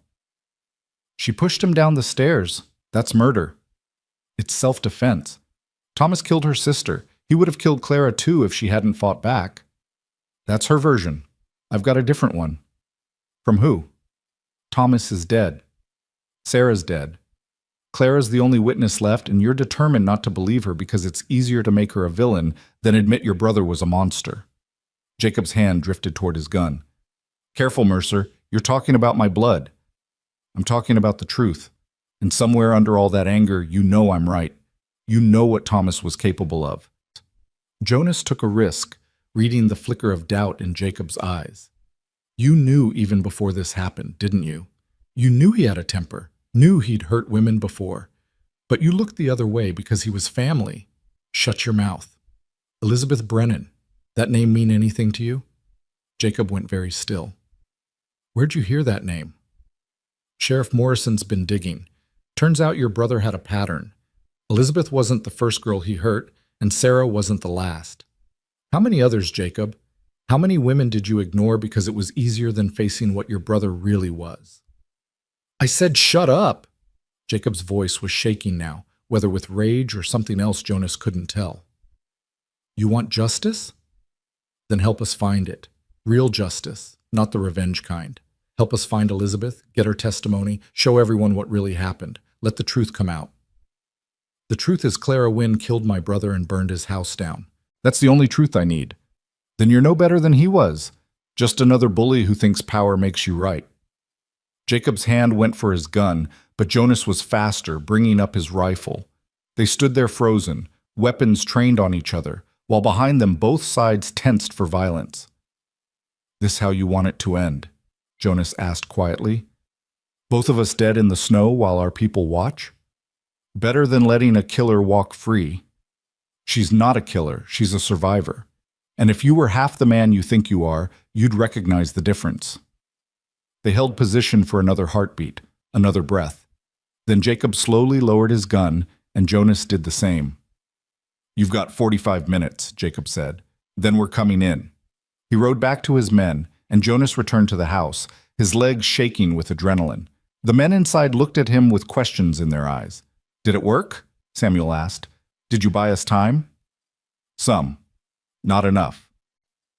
Jonas moved to the trapdoor, knocking twice, the signal he and Clara had agreed on. It opened, and her pale face looked up at him. I heard shouting. Jacob's giving us 45 minutes, then he attacks. Jonas knelt by the opening. Clara, I need you to tell me everything you remember about Elizabeth Brennan. Anything that might help us find her. Jonas, there's no time. There's exactly 45 minutes. That's more than enough if we're lucky. Now think. Elizabeth Brennan. What did Sarah tell you about her? Clara climbed up into the kitchen, Ella asleep against her shoulder. Not much. Just that she'd been engaged to Thomas years ago, that she'd broken it off suddenly and left town. Sarah heard rumors that Elizabeth had family somewhere north, Montana Territory maybe, but that was years ago. She could be anywhere now. Or she could be exactly where Sheriff Morrison's been looking. Jonas grabbed his coat. I'm riding to redemption. If Morrison found her, if there's any chance she's willing to testify. You don't have time to get there and back, Martin protested. It's an hour's ride each way, minimum. Then I'd better ride fast, Jonas looked at Samuel. You're in charge here. If Jacob attacks before I get back, you hold him off as long as you can. But if it's clear you can't win, if men are dying, you let Clara go. You don't sacrifice everyone for one person. Understood? Jonas? That's an order, Samuel. I'm not letting good men die because I'm too stubborn to accept reality. He turned to Clara. And you? If it comes to that, you go with Jacob. You don't fight. You don't resist. You stay alive long enough for the truth to come out. Promise me. I'm not promising anything that ends with you dead, Clara said, but her voice shook. Promise me anyway. She closed her eyes briefly. I promise. But Jonas, come back. Please come back. He wanted to kiss her then, wanted to pull her close and tell her everything he'd been feeling but couldn't quite articulate. But there were 8 men watching, and 45 minutes ticking away, and no time for the words that mattered. Keep Ella safe, he said instead, and it meant everything else too. Then he was out the back door, running for the barn where Thunder waited. He saddled the horse in record time, ignoring the protests of the men who thought this was suicide, ignoring the voice in his head that agreed with them. He rode out through the back trail, the one that wound through the forest where Jacob's men couldn't see, and pushed Thunder to a gallop the moment they cleared the trees. The horse responded magnificently, stretching out into a run that ate up ground like they were racing against death itself. Which, Jonas supposed they were. The ride to redemption blurred into a single continuous moment of pounding hooves and gasping breaths, and prayer to a God Jonas wasn't sure was listening anymore. He made it in 40 minutes, a miracle of speed and luck, and nearly crashed through the door of Sheriff Morrison's office. "Elizabeth Brennan," he gasped, barely able to speak. "Did you find her?" Morrison looked up from his desk, startled. "Jonas, what the... Did you find her?" "Yes, but where?" "She's here, in Redemption. Been living under a different name for the past 6 years. I just located her this morning. But Jonas, I need her. Now. Jacob Creed has my ranch surrounded with 15 armed men. He's going to attack in..." Jonas checked his pocket watch. "In 30 minutes. If Elizabeth can testify about what Thomas did to her, it might be enough to stop him." Morrison was already moving, grabbing his coat and gun belt. "She's at the boarding house, but Jonas, she's terrified. She wouldn't even talk to me until I promised her protection. Getting her to testify, I'll convince her. Just get me there." They ran through the streets, Morrison shouting for his 2 deputies to follow. The boarding house was on the east side of town, a neat 2-story building run by a widow named Mrs. Patterson. Morrison knocked hard. "Sheriff?" Mrs. Patterson opened the door, looking alarmed. "What's wrong?" "Elizabeth Brennan. I need to see her. Now." "She's upstairs, but she said she didn't want to be disturbed." Jonas pushed past her, taking the stairs 2 at a time. Morrison called after him with a room number, and Jonas found the right door, knocking hard. "Miss Brennan? My name is Jonas Mercer. I need to talk to you about Thomas Creed." Silence. Then a woman's voice, thin with fear. "Go away." "I can't. There's a woman who's about to die because of what Thomas did, and you're the only one who can save her. Please. Just 5 minutes." "I can't help you." "Yes, you can. You're the only one who can." Jonas pressed his forehead against the door, exhaustion and desperation making his voice raw. "Miss Brennan, Elizabeth, I know you're scared. I know Thomas hurt you. But there's another woman, Clara Wynne, and her sister died because of him. And now his brother is coming to kill her for defending herself. If you don't help, if you don't tell the truth about what Thomas was, she's going to die. Please." The lock clicked. The door opened a crack, revealing a woman in her early 30s with brown hair and haunted eyes. She looked at Jonas with the kind of wary fear that spoke of old wounds never properly healed. "What do you want me to do?" she whispered. "Tell the truth. Tell what Thomas did to you. Come with me and tell Jacob Creed that his brother was a violent man who hurt women. That's all." "He'll kill me. Jacob will." "He won't. I won't let him. Sheriff Morrison won't let him." Jonas caught her hand gently. "I know it's asking everything. I know it's terrifying. But Elizabeth, if you don't do this, an innocent woman dies. And her baby, her 8-month-old baby, grows up without a mother. You have the power to stop that. You're the only one who does." She stared at him for a long moment, tears streaming down her face. "I was 17 when Thomas courted me. I thought he was so charming, so sophisticated. By the time I understood what he really was, it was too late. He'd already..." She stopped, unable to finish. "I know, and I'm so sorry that happened to you, but you survived it. You got away. Now help Clara do the same." Elizabeth Brennan wiped her eyes with shaking hands. "If I do this, if I testify, I can never come back here. I'll have to run again, start over somewhere else. I'll help you, whatever you need. Money, a horse, supplies. I'll make sure you have it. You have my word." She looked at Morrison, who nodded confirmation. Then she looked back at Jonas and made the decision that would save or damn them all. "All right, I'll do it. But we need to hurry." They rode back to the ranch in a group, Jonas and Elizabeth, Morrison and his 2 deputies, all of them pushing their horses to the limit. Jonas kept checking his pocket watch, watching the minutes tick away. 35 minutes since he'd left. 40, 45. Please let us be in time. Please let them still be alive. They crested the final ridge, and Jonas's heart seized. Smoke was rising from the ranch, not a lot, just a thin column, but enough to mean shots had been fired, something had happened.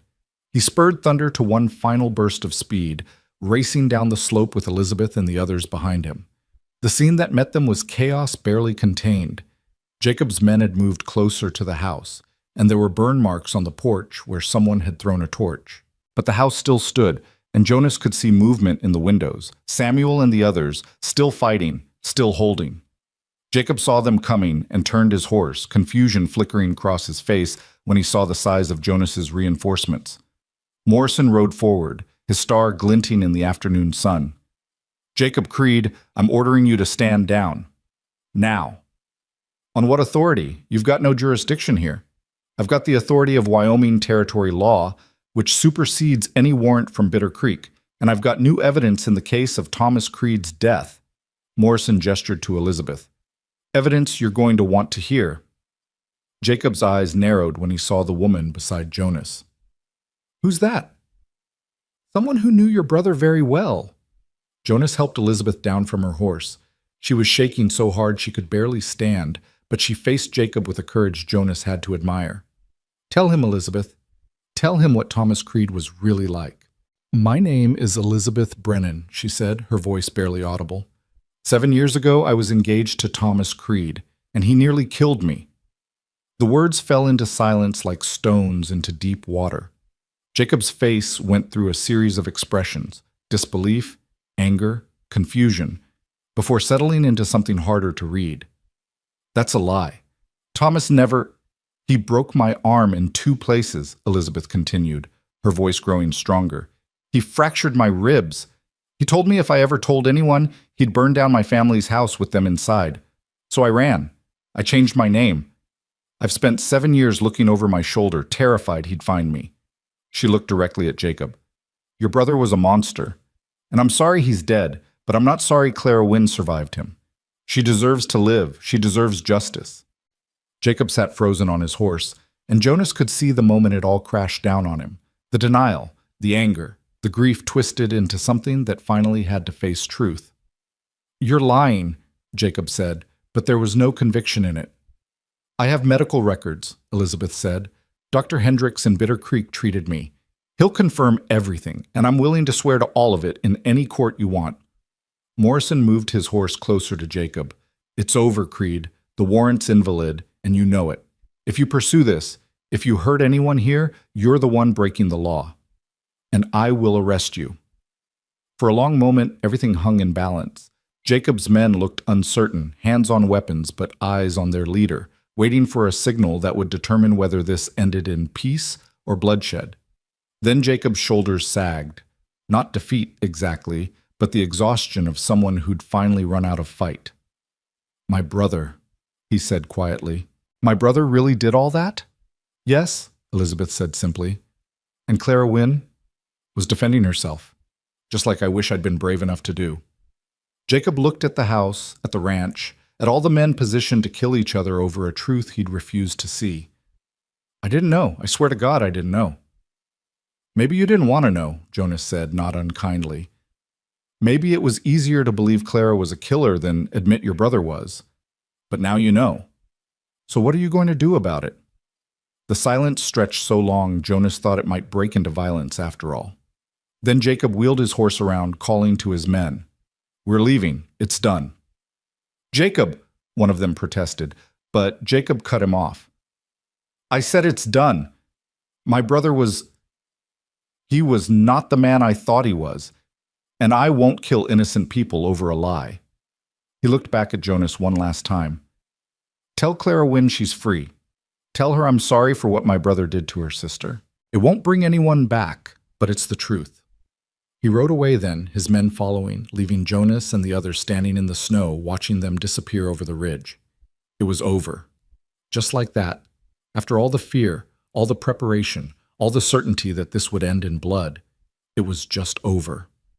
Jonas's legs gave out, and he sat down hard in the snow, shaking with relief so intense it felt like sickness. Morrison was beside him in moments. "You all right, son?" Yeah, I think so." Jonas looked up at the house, where faces were appearing in windows, where the door was opening to reveal Samuel and the others alive and whole. Is it really over? For now, I'll make sure it stays that way. Get Elizabeth's testimony documented, file reports, make it official. Morrison offered Jonas his hand and pulled him to his feet. You did good here. Risked everything to do what was right. That takes guts. Or stupidity. Still haven't figured out which. Both, probably. The best things usually are. Jonas walked toward the house on unsteady legs, and the door opened fully to reveal Clara standing there with Ella in her arms. She looked at him with eyes full of tears, and something else. Relief, gratitude, joy, all mixed together. And Jonas felt something in his chest that had been tight for months finally loosen. It's over, he said. Jacob knows the truth. You're safe. Clara made a sound that was half laugh, half sob, and then she was moving toward him, Ella between them, and Jonas caught them both in his arms and held on like drowning man holds to driftwood. You came back, Clara whispered against his chest. You actually came back. Told you I would. You're insane. You rode into town with 15 armed men ready to kill you. You brought back a witness in less than an hour. She pulled back to look at him, and Jonas saw wonder in her eyes. You saved me. We saved you. Elizabeth, Morrison, Samuel, all of them. But Jonas couldn't stop looking at her, at the way the afternoon light caught her hair, at the tears on her cheeks that were happy tears for once. But Clara, I need to tell you something. What? I didn't do this just to save you. I did it because... He stopped, aware of all the people watching, aware that this moment was public and messy, and nothing like the romantic declarations Catherine used to read about in her novels. But it was real, and it was theirs, and that made it perfect. I did it because somewhere along the way, you stopped being a stranger. You became family, and I protect my family. Always. Clara's eyes filled with fresh tears. Jonas Mercer, are you saying what I think you're saying? I'm saying I want you to stay. Not as help. Not as someone paying off a debt. Just stay. Be here. Be part of this. He looked down at Ella, who was watching them both with her serious dark eyes. Be part of us. For how long? Long as you want. Forever. If that's something you'd consider. She laughed then, the sound bright and free and full of all the hope Jonas had thought was dead in both of them. Forever's a long time. I know, but I figure if we survived the last few weeks, we can probably survive anything. That's terrible logic. Catherine used to tell me the same thing. Jonas smiled, and it felt like the first real smile he'd managed since his wife's death. But I'm too stubborn to listen. I know. Clara reached up and touched his face, her hand warm despite the cold. It's one of the things I love about you. The word hung between them, bright and terrifying and perfect. Love. She'd said love. Clara, I know it's too soon. I know we barely know each other. I know all the reasons why this is crazy. She was talking fast now, the words tumbling out. But Jonas, I don't care. I love you. I love Ella. I love this ranch and this life and everything we've built together. And if you're offering me forever, then yes. Yes, I'll stay. Jonas kissed her then, with Ella between them and an audience of ranchers and lawmen watching and snow starting to fall again like benediction. He kissed her like a promise, like a beginning, like the answer to every question he'd been too afraid to ask. When they finally broke apart, Samuel was grinning. About damn time. Shut up, Samuel, Jonas said, but he was smiling too. They went inside then, all of them. The ranchers who'd stood with him, Morrison and his deputies, Elizabeth who'd been brave enough to tell the truth, Clara and Ella, and Jonas himself. They crowded into the small house that had been Catherine's dream and was now becoming something new, something that honored her memory while making space for the future. Someone found whiskey, and someone else found tin cups, and they raised a toast to survival and justice and the stubborn courage of women who refused to be victims. They raised a toast to Clara, to Elizabeth, to Catherine's memory, to Ella's future. They raised a toast to the truth and to the hard men who'd stood for it when standing was dangerous. And as the sun set over the Holloway Ranch, painting the snow orange and gold, Jonas Mercer stood with Clara Wynne in the warm circle of firelight and understood that mercy wasn't weakness, kindness wasn't naivety, and opening your door when someone knocked, even when it was midnight and storming and every rational part of you screamed danger, sometimes saved not just them, but you too. The wind had finally stopped blowing, the storm had passed, and in its wake, something new was beginning to grow. Something that looked an awful lot like home. Spring arrived late that year, but when it came, it transformed the Holloway Ranch into something Jonas barely recognized. The snow melted slowly, revealing grass that had survived beneath the white blanket, tough and green and determined. The cottonwood tree Catherine had planted put out new leaves that rustled in the wind. A gentler wind now, one that whispered instead of howled. And everywhere Jonas looked, he saw evidence of change, of growth, of life insisting on itself despite everything winter had tried to do. Clara stood in the garden she'd started planning in February, mapping out rows for vegetables with a stick in the still soft earth. Ella sat nearby on a blanket, playing with wooden blocks Samuel had carved for her, babbling happily to herself in the language only babies spoke. The morning sun made Clara's dark hair shine, and Jonas found himself just watching them, memorizing this moment the way he used to memorize Catherine's face by lamplight. "You're staring again," Clara said without turning around. "Can't help it. You're nice to look at." Flatterer. But she smiled as she said it, and Jonas saw the way her shoulders relaxed, the way she'd stopped constantly looking over her shoulder for threats that no longer came. 3 months since Jacob Creed had ridden away. 3 months of peace that still felt fragile, like something that might shatter if they acknowledged it too directly.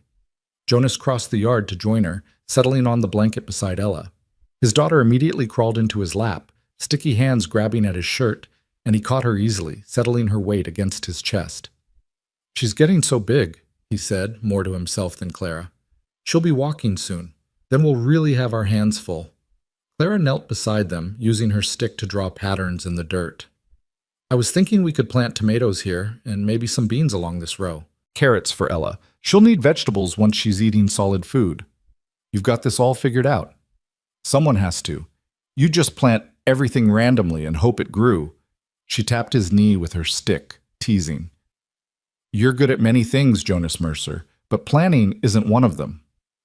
"That's what I have you for." The words came out naturally, easily, like they'd always belonged together. And maybe they had.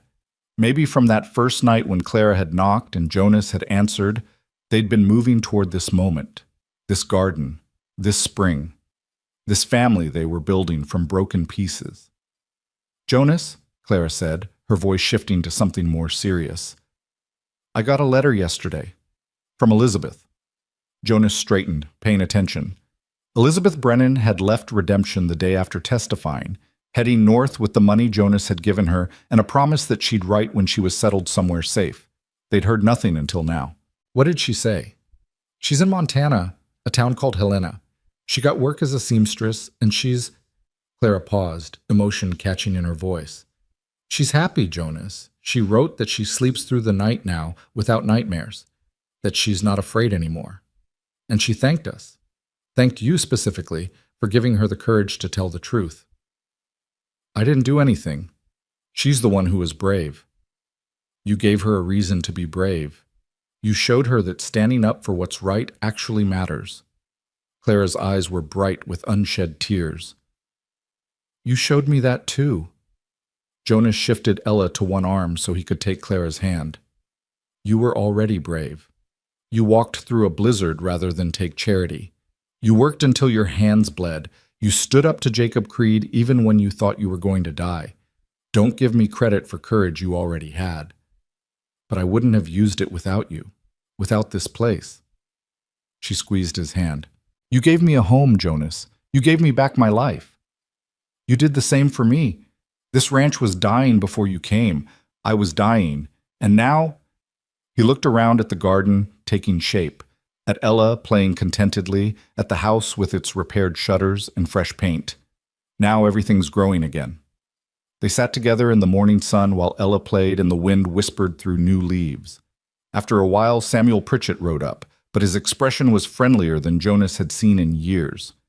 "Morning, folks. Brought you something?" He dismounted and pulled a newspaper from his saddlebag, handing it to Jonas. "Made the papers. Thought you'd want to see." Jonas unfolded the newspaper, the Wyoming Territorial Gazette, and found the article Samuel had marked. The headline read, "Woman's Testimony Exposes Abuse, Prevents Hanging." The story detailed Clara's case, Elizabeth's courage in coming forward, and the way a community had stood together to demand justice instead of revenge. "We're famous," Clara said, reading over his shoulder. "Or infamous. Depends on who's doing the judging." "Well, I think it's damn fine," Samuel said. "Maybe it'll make other women realize they don't have to stay silent, that they've got people who'll believe them, who'll fight for them." He tipped his hat. "Anyway, just wanted to drop that off. My Sarah says to tell you she's making a pie for the gathering tomorrow. Said she expects both of you to be there." "Gathering?" Jonas asked. "Church social, first one of spring. Everyone's coming, even the Johnsons, and they haven't socialized since their youngest ran off last year. Sarah's insisting you come. Says it's time Clara met the whole community properly, not just during a crisis." Clara looked uncertain. "I don't know if that's a good idea. People will stare. They'll judge—" "Let them," Samuel interrupted. "You've got nothing to be ashamed of, girl. You survived something terrible, and you did it with dignity. Anyone who judges you for that isn't worth your time anyway." He swung back into his saddle. "Tomorrow, 1 o'clock. Don't make me send Sarah to drag you there." He rode off, leaving Jonas and Clara staring at each other with matching expressions of mild panic. "A church social," Clara said faintly, "with the entire community. We could skip it. And have Sarah Pritchett hunting us down? I don't think so." Clara stood, brushing dirt from her dress.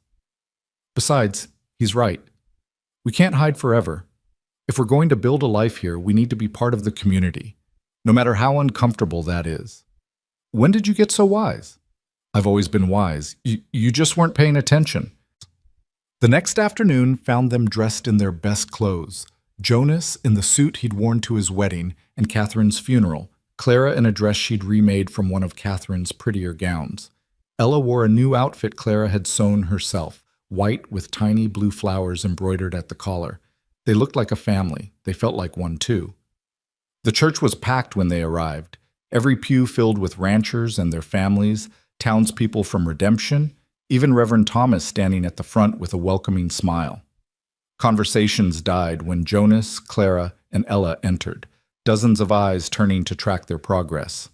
Jonas felt Clara tense beside him, felt her instinct to run warring with her determination to stay. He took her hand, squeezing gently. "We walk in together. We show them we're not ashamed." "I'm terrified." "Me too. But we do it anyway." They walked down the center aisle with Ella between them, Clara holding the baby, while Jonas kept his hand on Clara's back. The silence was oppressive, judgmental, exactly what Jonas had feared. Then Samuel Pritchett stood up from his pew. "Welcome, Jonas." "Welcome, Clara. We saved you seats up front." Others began standing too. Martin Walsh and his family, Pete Thornton and his wife, the men who'd stood with Jonas during the siege and the women who'd supported their decision. One by one, they stood in silent solidarity, transforming what could have been condemnation into acceptance. By the time Jonas and Clara reached the front pew, half the church was standing. And when they sat down, Sarah Pritchett leaned over and whispered, "You look beautiful, dear, both of you." Clara's hand found Jonas's, gripping tight, and he knew she was fighting tears. But these were different tears than the ones she'd shed in fear and desperation. These were tears of belonging, of finally having a place where she didn't have to hide or run or pretend to be someone she wasn't. Reverend Thomas stepped forward, and the congregation settled. "Brothers and sisters," he began, "we gather today to celebrate spring, the season of renewal, of growth, of life returning after long winter. And I can think of no better example of that renewal than what we've witnessed in our own community these past months." He looked directly at Clara and Jonas. "We've seen courage in the face of fear. We've seen truth triumph over lies. We've seen neighbors stand together when it would have been easier to look away. And most importantly, we've seen that mercy and justice are not opposites, but partners in building a community worth belonging to." The service continued with hymns and prayers, with children squirming in pews and babies, including Ella, making their presence known with perfectly timed interruptions. It was chaotic and noisy and utterly normal, and Jonas found himself relaxing into it, letting the ordinariness wash over him like absolution. After the service, there was food, tables laden with pies and casseroles, roasted meats and fresh bread, all the bounty a community could produce when everyone contributed. People approached Jonas and Clara tentatively at first, then with more confidence as they realized they wouldn't be rebuffed.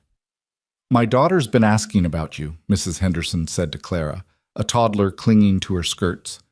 "She heard you were good with sewing. Would you consider teaching her? I'd pay, of course." "I'd be happy to," Clara said, surprised. "No payment necessary. I'm always glad to pass on the skill." "Well, if you're sure," Mrs. Henderson smiled. "Maybe we could work out a trade? My husband's a blacksmith.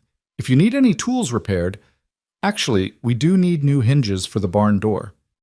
And just like that, Clara was part of the community's informal economy of trades and favors, the web of mutual support that kept frontier life functioning.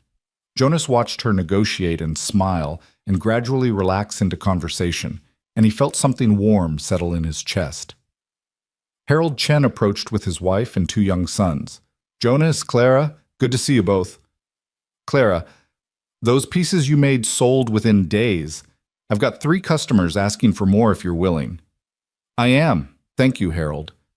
"Don't thank me. Thank your talent. You've got a real gift." He lowered his voice slightly. "And Clara, if you ever need anything, supplies, credit, just someone to talk to, my door is always open. What you survived, what you fought through, my wife and I want you to know you've got friends here." "Thank you," Clara whispered. "That means more than you know." The afternoon stretched long and golden, filled with laughter and food, and the particular kind of chaos that came from having dozens of children running wild while adults pretended to supervise. Ella found herself being passed from person to person, accumulating admirers and sticky fingers with equal enthusiasm. Jonas ended up in conversation with a group of ranchers discussing cattle prices and water rights, the ordinary business of ordinary life. But his eyes kept drifting to Clara, watching her teach Mrs. Henderson's daughter the basic stitches, watching her laugh at something Sarah Pritchett said, watching her slowly transform from the terrified woman who'd collapsed in his yard to someone who belonged. "You're going to marry her, aren't you?" Samuel said quietly, appearing at Jonas's elbow. "Haven't asked yet." "But you're planning to." Jonas didn't deny it. "Would that bother you? Catherine's barely been gone 6 months. "Catherine's been gone 6 months," Samuel interrupted. "And in that time, you've survived an impossible winter, protected someone who needed protecting, and rebuilt something that was dying into something that lives again. You think Catherine would be angry about that? She'd be proud." The old man's eyes were kind. "She'd want you to be happy, Jonas. She'd want Ella to have a mother. And if Clara's the one who makes both those things possible, then Catherine would be the first one pushing you toward the altar." "I miss her," Jonas said quietly. "Every day, I miss her." "Of course you do. That's how love works. It doesn't disappear just because the person does." "But Jonas, missing Catherine doesn't mean you can't love Clara too. The heart's got more room than we think." "Is that wisdom or wishful thinking?" "Both, probably. The best advice usually is." As the sun began its descent toward the mountains, families started packing up to head home before dark. Jonas and Clara helped clean, gathering dishes, and folding blankets, working side by side with the easy coordination of people who'd learned each other's rhythms. "That wasn't as terrible as I expected," Clara admitted as they loaded their wagon. High praise. "I mean it. People were kind, accepting. I didn't expect that. People surprise you sometimes, usually right when you've given up expecting anything good from them." Jonas settled Ella in her basket, tucking blankets around her. "Clara, there's something I want to talk to you about, but not here. When we get home?" Something in his tone made her look at him sharply. "Is everything all right?" "Everything's fine. Better than fine. I have something to ask you, something important." They rode home through the spring evening, the air soft and warm, the stars beginning to emerge in the darkening sky. Ella fell asleep almost immediately, lulled by the wagon's motion, and Jonas and Clara sat side by side in comfortable silence. When they reached the ranch, Jonas put the horses away while Clara carried Ella inside and put her to bed. By the time he came in, Clara had started a fire and was making tea, her movements automatic and domestic in the space that had become as much hers as his. "So," she said, handing him a cup. "What did you want to talk about?" Jonas took a sip of tea, buying time, trying to organize words that seemed determined to tangle on his tongue. Finally, he just set down the cup and faced her directly. "I've been thinking about the future, about what comes next for all of us." "All right." "The ranch is doing better. We've got enough cattle to make it through another winter, assuming nothing catastrophic happens. Harold's selling your work faster than you can make it. Ella's healthy and happy. Everything is stable. For the first time since Catherine died, everything feels solid." "That's good, isn't it?" "It's very good. But Clara, I don't want stable if it means you're still just helping. I don't want solid if it means we're just pretending this is temporary." He took her hands, holding them gently. "I want permanent. I want forever. I want to wake up every morning knowing you're here not because you owe me or because you're running from something, but because you chose to stay." Clara's eyes widened. "Jonas!" "Let me finish, please." He took a breath. "I know it's fast. I know Catherine hasn't been gone long. I know people will talk and judge and say it's inappropriate. But Clara, I don't care. Catherine taught me that life's too short to waste on should-haves and might-have-beens. She taught me to grab hold of good things when they show up and not let go just because it's uncomfortable or complicated." "What are you saying?" "I'm saying marry me. Not because it's practical, though it is. Not because Ella needs a mother, though she does. But because I love you. Because you make this house feel like a home again. Because I can't imagine my future without you in it." He squeezed her hands. "Marry me, Clara Wynne. Make this permanent. Make this real." Clara stared at him with tears streaming down her face, her hands trembling in his. "You love me? Is that really the surprising part of this conversation?" "Yes. Jonas, I hoped, but I didn't dare believe that you might actually—" She laughed through her tears. "You love me?" "More than I thought possible. More than makes sense given how short a time we've known each other. But yes, Clara, I love you. I love you too. I've loved you since the night you let me stay. Since you gave me Catherine's shawl and your trust and a chance to be more than just a woman running from her past." She pulled her hands free and touched his face. "Yes, yes, I'll marry you. Yes to everything." Jonas kissed her then, properly this time, without an audience or a crisis forcing the moment. He kissed her like a promise, like a beginning, like the answer to every prayer he'd been too afraid to voice. And when they finally broke apart, both of them were crying and laughing and trying to catch their breath.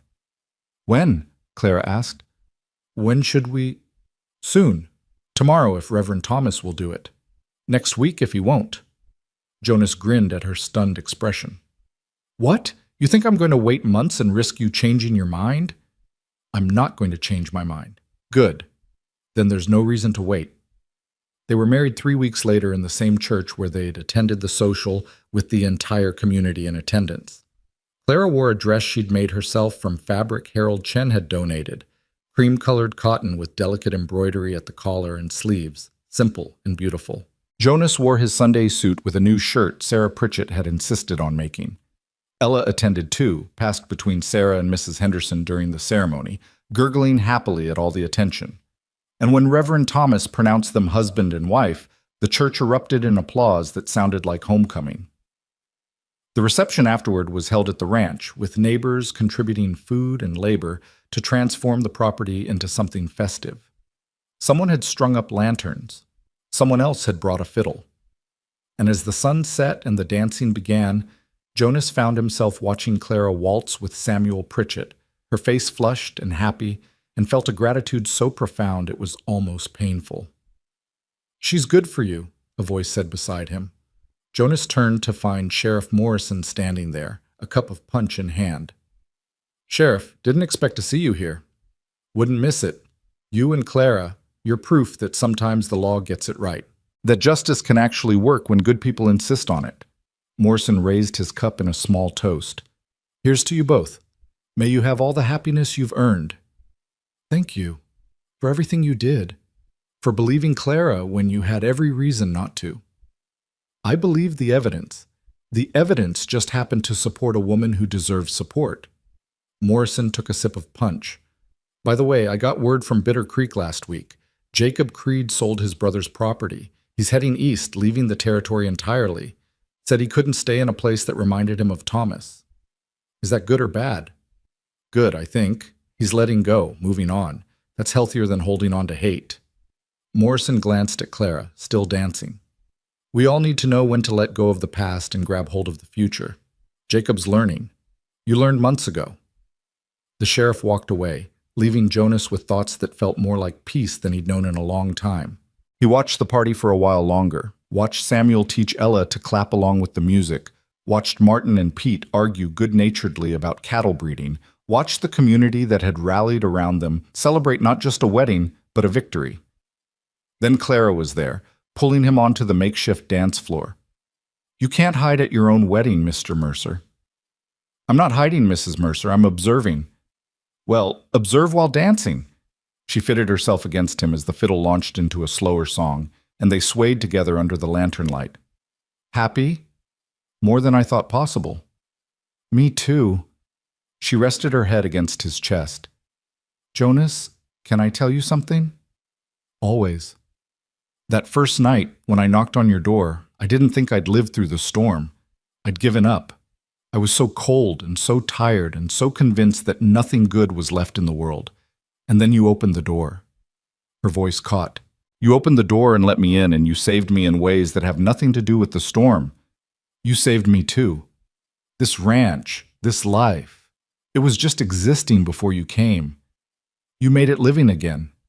They danced while the stars wheeled overhead and the music played on, and their community celebrated around them. And Jonas thought about the knock that had changed everything, about the choice he'd made to open instead of close, to help instead of hide, to risk everything on a stranger who'd become the most important person in his world besides Ella. The seasons turned as they always did, indifferent to human drama. Summer came hot and bright, and Clara's garden produced enough vegetables to feed them through the year with surplus to sell. Ella took her first steps in August, stumbling between Jonas and Clara with the determined concentration of someone accomplishing the impossible. The ranch prospered in small ways. More healthy calves, better grass, repairs that actually held through storms. Fall arrived with its familiar glory, painting the mountains gold and red. Jonas and Clara worked side by side, bringing in the harvest, preserving food for winter, preparing for the cold they knew was coming. But this time, winter didn't feel like a threat. This time, they faced it together, with full stores and a warm house, and the certainty of companionship through the dark months. On a particularly crisp October evening, Jonas found Clara on the porch watching the sunset. She'd been there a while, he could tell, lost in thought. He settled beside her, and she leaned into him automatically. "What are you thinking about?" he asked. "Sarah, my sister, wondering what she'd think of all this. I think she'd be happy for you." "I hope so. She always wanted me to find someone good, someone who'd treat me right." Clara's hand found his. "She would have liked you. Would have liked this place, this life." "I'm sorry you lost her." "Me too. Every day." She was quiet for a moment. "But Jonas, I've been thinking, what if we gave Ella Sarah as a middle name? I know Catherine had a name picked out, and I don't want to override that, but Catherine's choice was Ella Rose. But I think Ella Sarah Rose Mercer sounds perfect, honors both women who should have been here to see her grow up." Clara turned to look at him, eyes bright with tears. "Really? You do that?" "She's your daughter too now. You get a say in her name." "Our daughter," Clara corrected softly. "Ours." Winter came again, but it was different this time. The house that had felt like a tomb the previous year now rang with laughter and life. Clara taught Ella songs while Jonas worked on ranch accounts. They read together by the fire, played with the baby, planned for spring.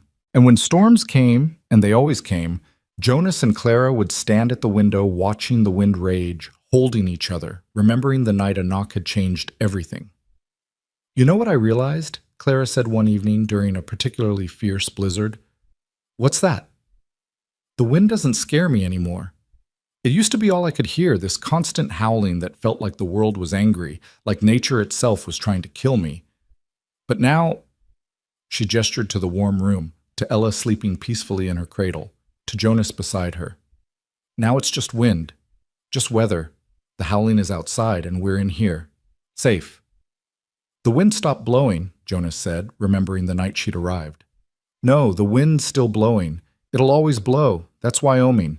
But it can't touch us anymore. We built something stronger than wind." Jonas pulled her close, feeling the truth of her words settle into his bones.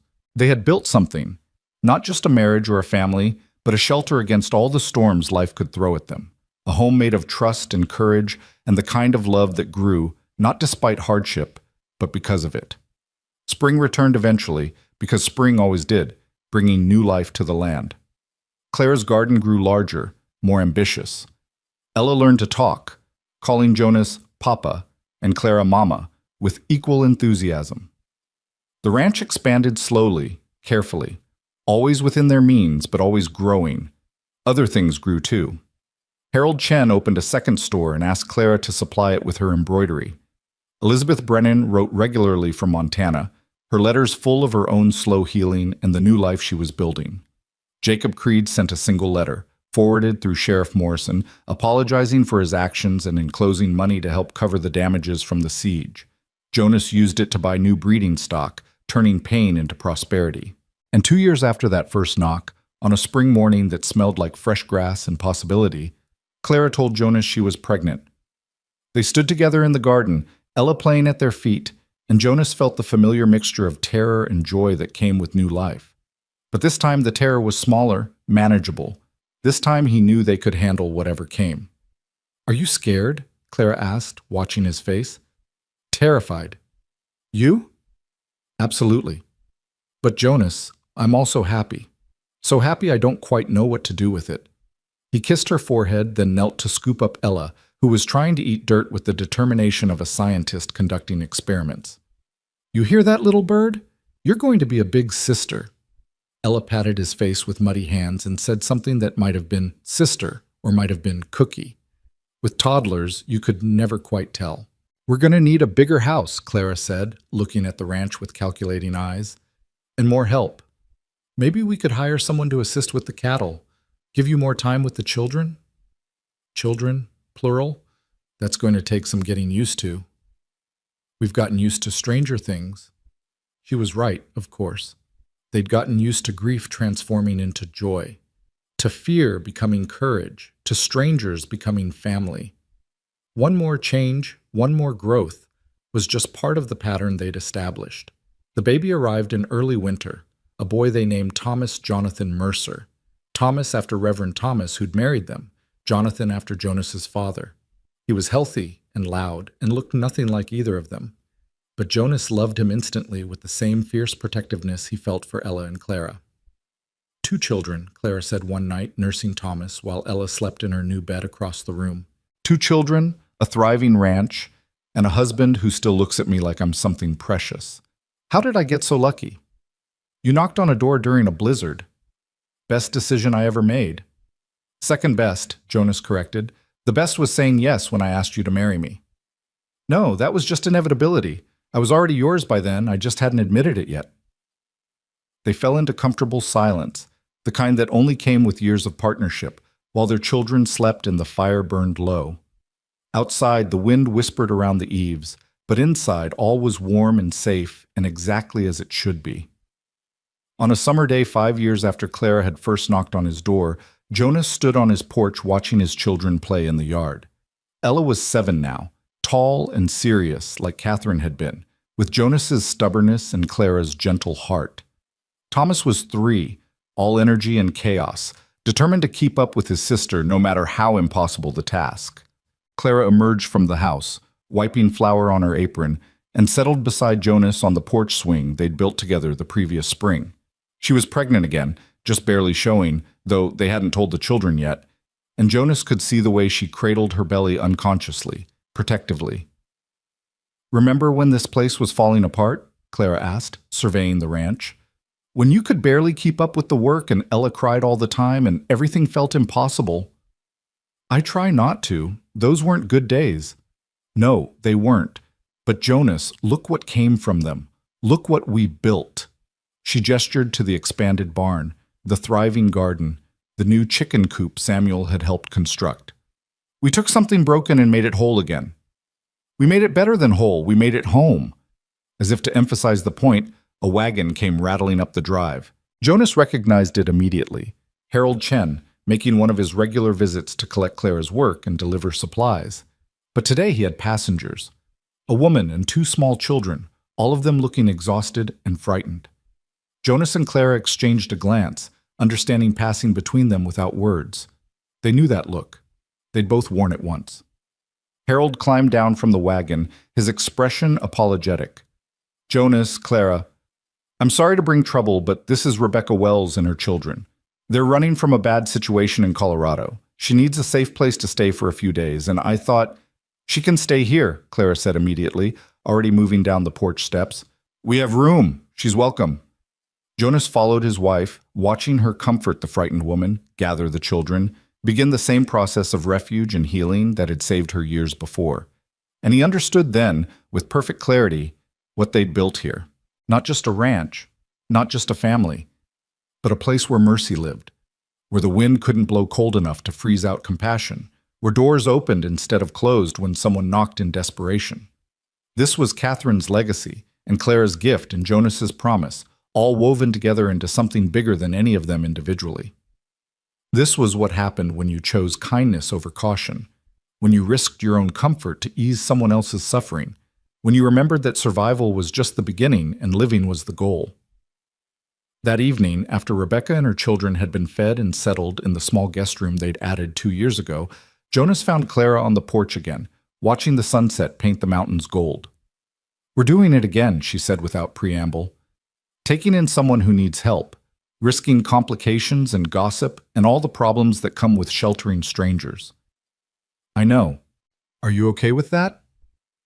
Jonas thought about the question seriously, considering all the angles. Then he looked at his wife, this extraordinary woman who'd stumbled into his life during a storm and stayed to build something beautiful, and smiled. "Clara, the night you knocked on my door, I could have turned you away. I could have chosen safety over compassion, could have protected myself and Ella from risk. But I didn't. I opened that door, and it was the best decision I ever made." He took her hand. "So yes, I'm okay with it. More than okay. Because this is who we are now. This is what this place means. And I wouldn't change it for anything. Even when it's complicated? Especially when it's complicated. The best things usually are." They sat together watching the light fade, listening to their children laugh inside the house, feeling the new life growing in Clara's belly, knowing that tomorrow would bring its own challenges and joys. The wind whispered through the cottonwood tree, gentle now, almost musical. "The wind really did stop blowing," Clara murmured. "No," Jonas corrected softly. "We just learned to build a home strong enough that the wind didn't matter anymore." She leaned against him, and he wrapped his arm around her shoulders, and they stayed there watching night fall over the Holloway Ranch, a ranch that had survived winter and loss and violence and fear to become something better than survival. A home built on the radical notion that mercy wasn't weakness, that kindness wasn't naive, that opening your door when someone knocked was always worth the risk. Years later, when Ella asked her father to tell her about the night Mama first came to the ranch, Jonas would think carefully about how to explain it. About storms and strangers, and the choice to help even when helping was dangerous.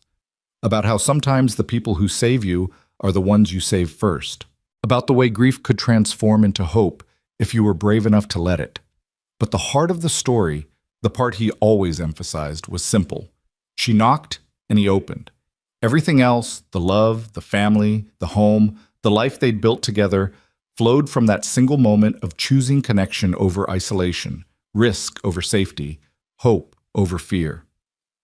The wind had teeth that first night, teeth that could have killed. But inside, by the fire, there was warmth. There was mercy. There was a man who remembered his wife's words about not becoming stone. And there was a woman who'd survived the unsurvivable and was willing to try, one more time, to trust another human being. They'd both been broken when they met. But broken wasn't the same as bad, and broken things could be mended if you were patient and gentle and willing to do the work. So they'd done the work. They'd built a life. They'd created a home where the wind couldn't reach, where children laughed and strangers found safety and love grew in the spaces grief had carved out. And every night, when Jonas locked the door before bed, he'd think about that first knock, about the choice he'd made to answer instead of ignore, about how a single moment of compassion had transformed everything. The wind still blew across Wyoming territory, harsh and unforgiving, carving the land into something beautiful and terrible. But inside the Holloway Ranch, in the house that Jonas and Catherine had started and Jonas and Clara had completed, there was warmth. There was family. There was love that had earned its place through trial and courage and the stubborn refusal to let hardship win. The wind still blew, but they'd built something stronger than wind. They'd built a home. And that, Jonas thought every night as he checked on his sleeping children and kissed his wife goodnight, was worth more than all the safety in the world. Worth every risk he'd taken. Worth every moment of fear and uncertainty. Because she'd knocked at midnight, and he'd opened the door, and the wind had finally stopped blowing.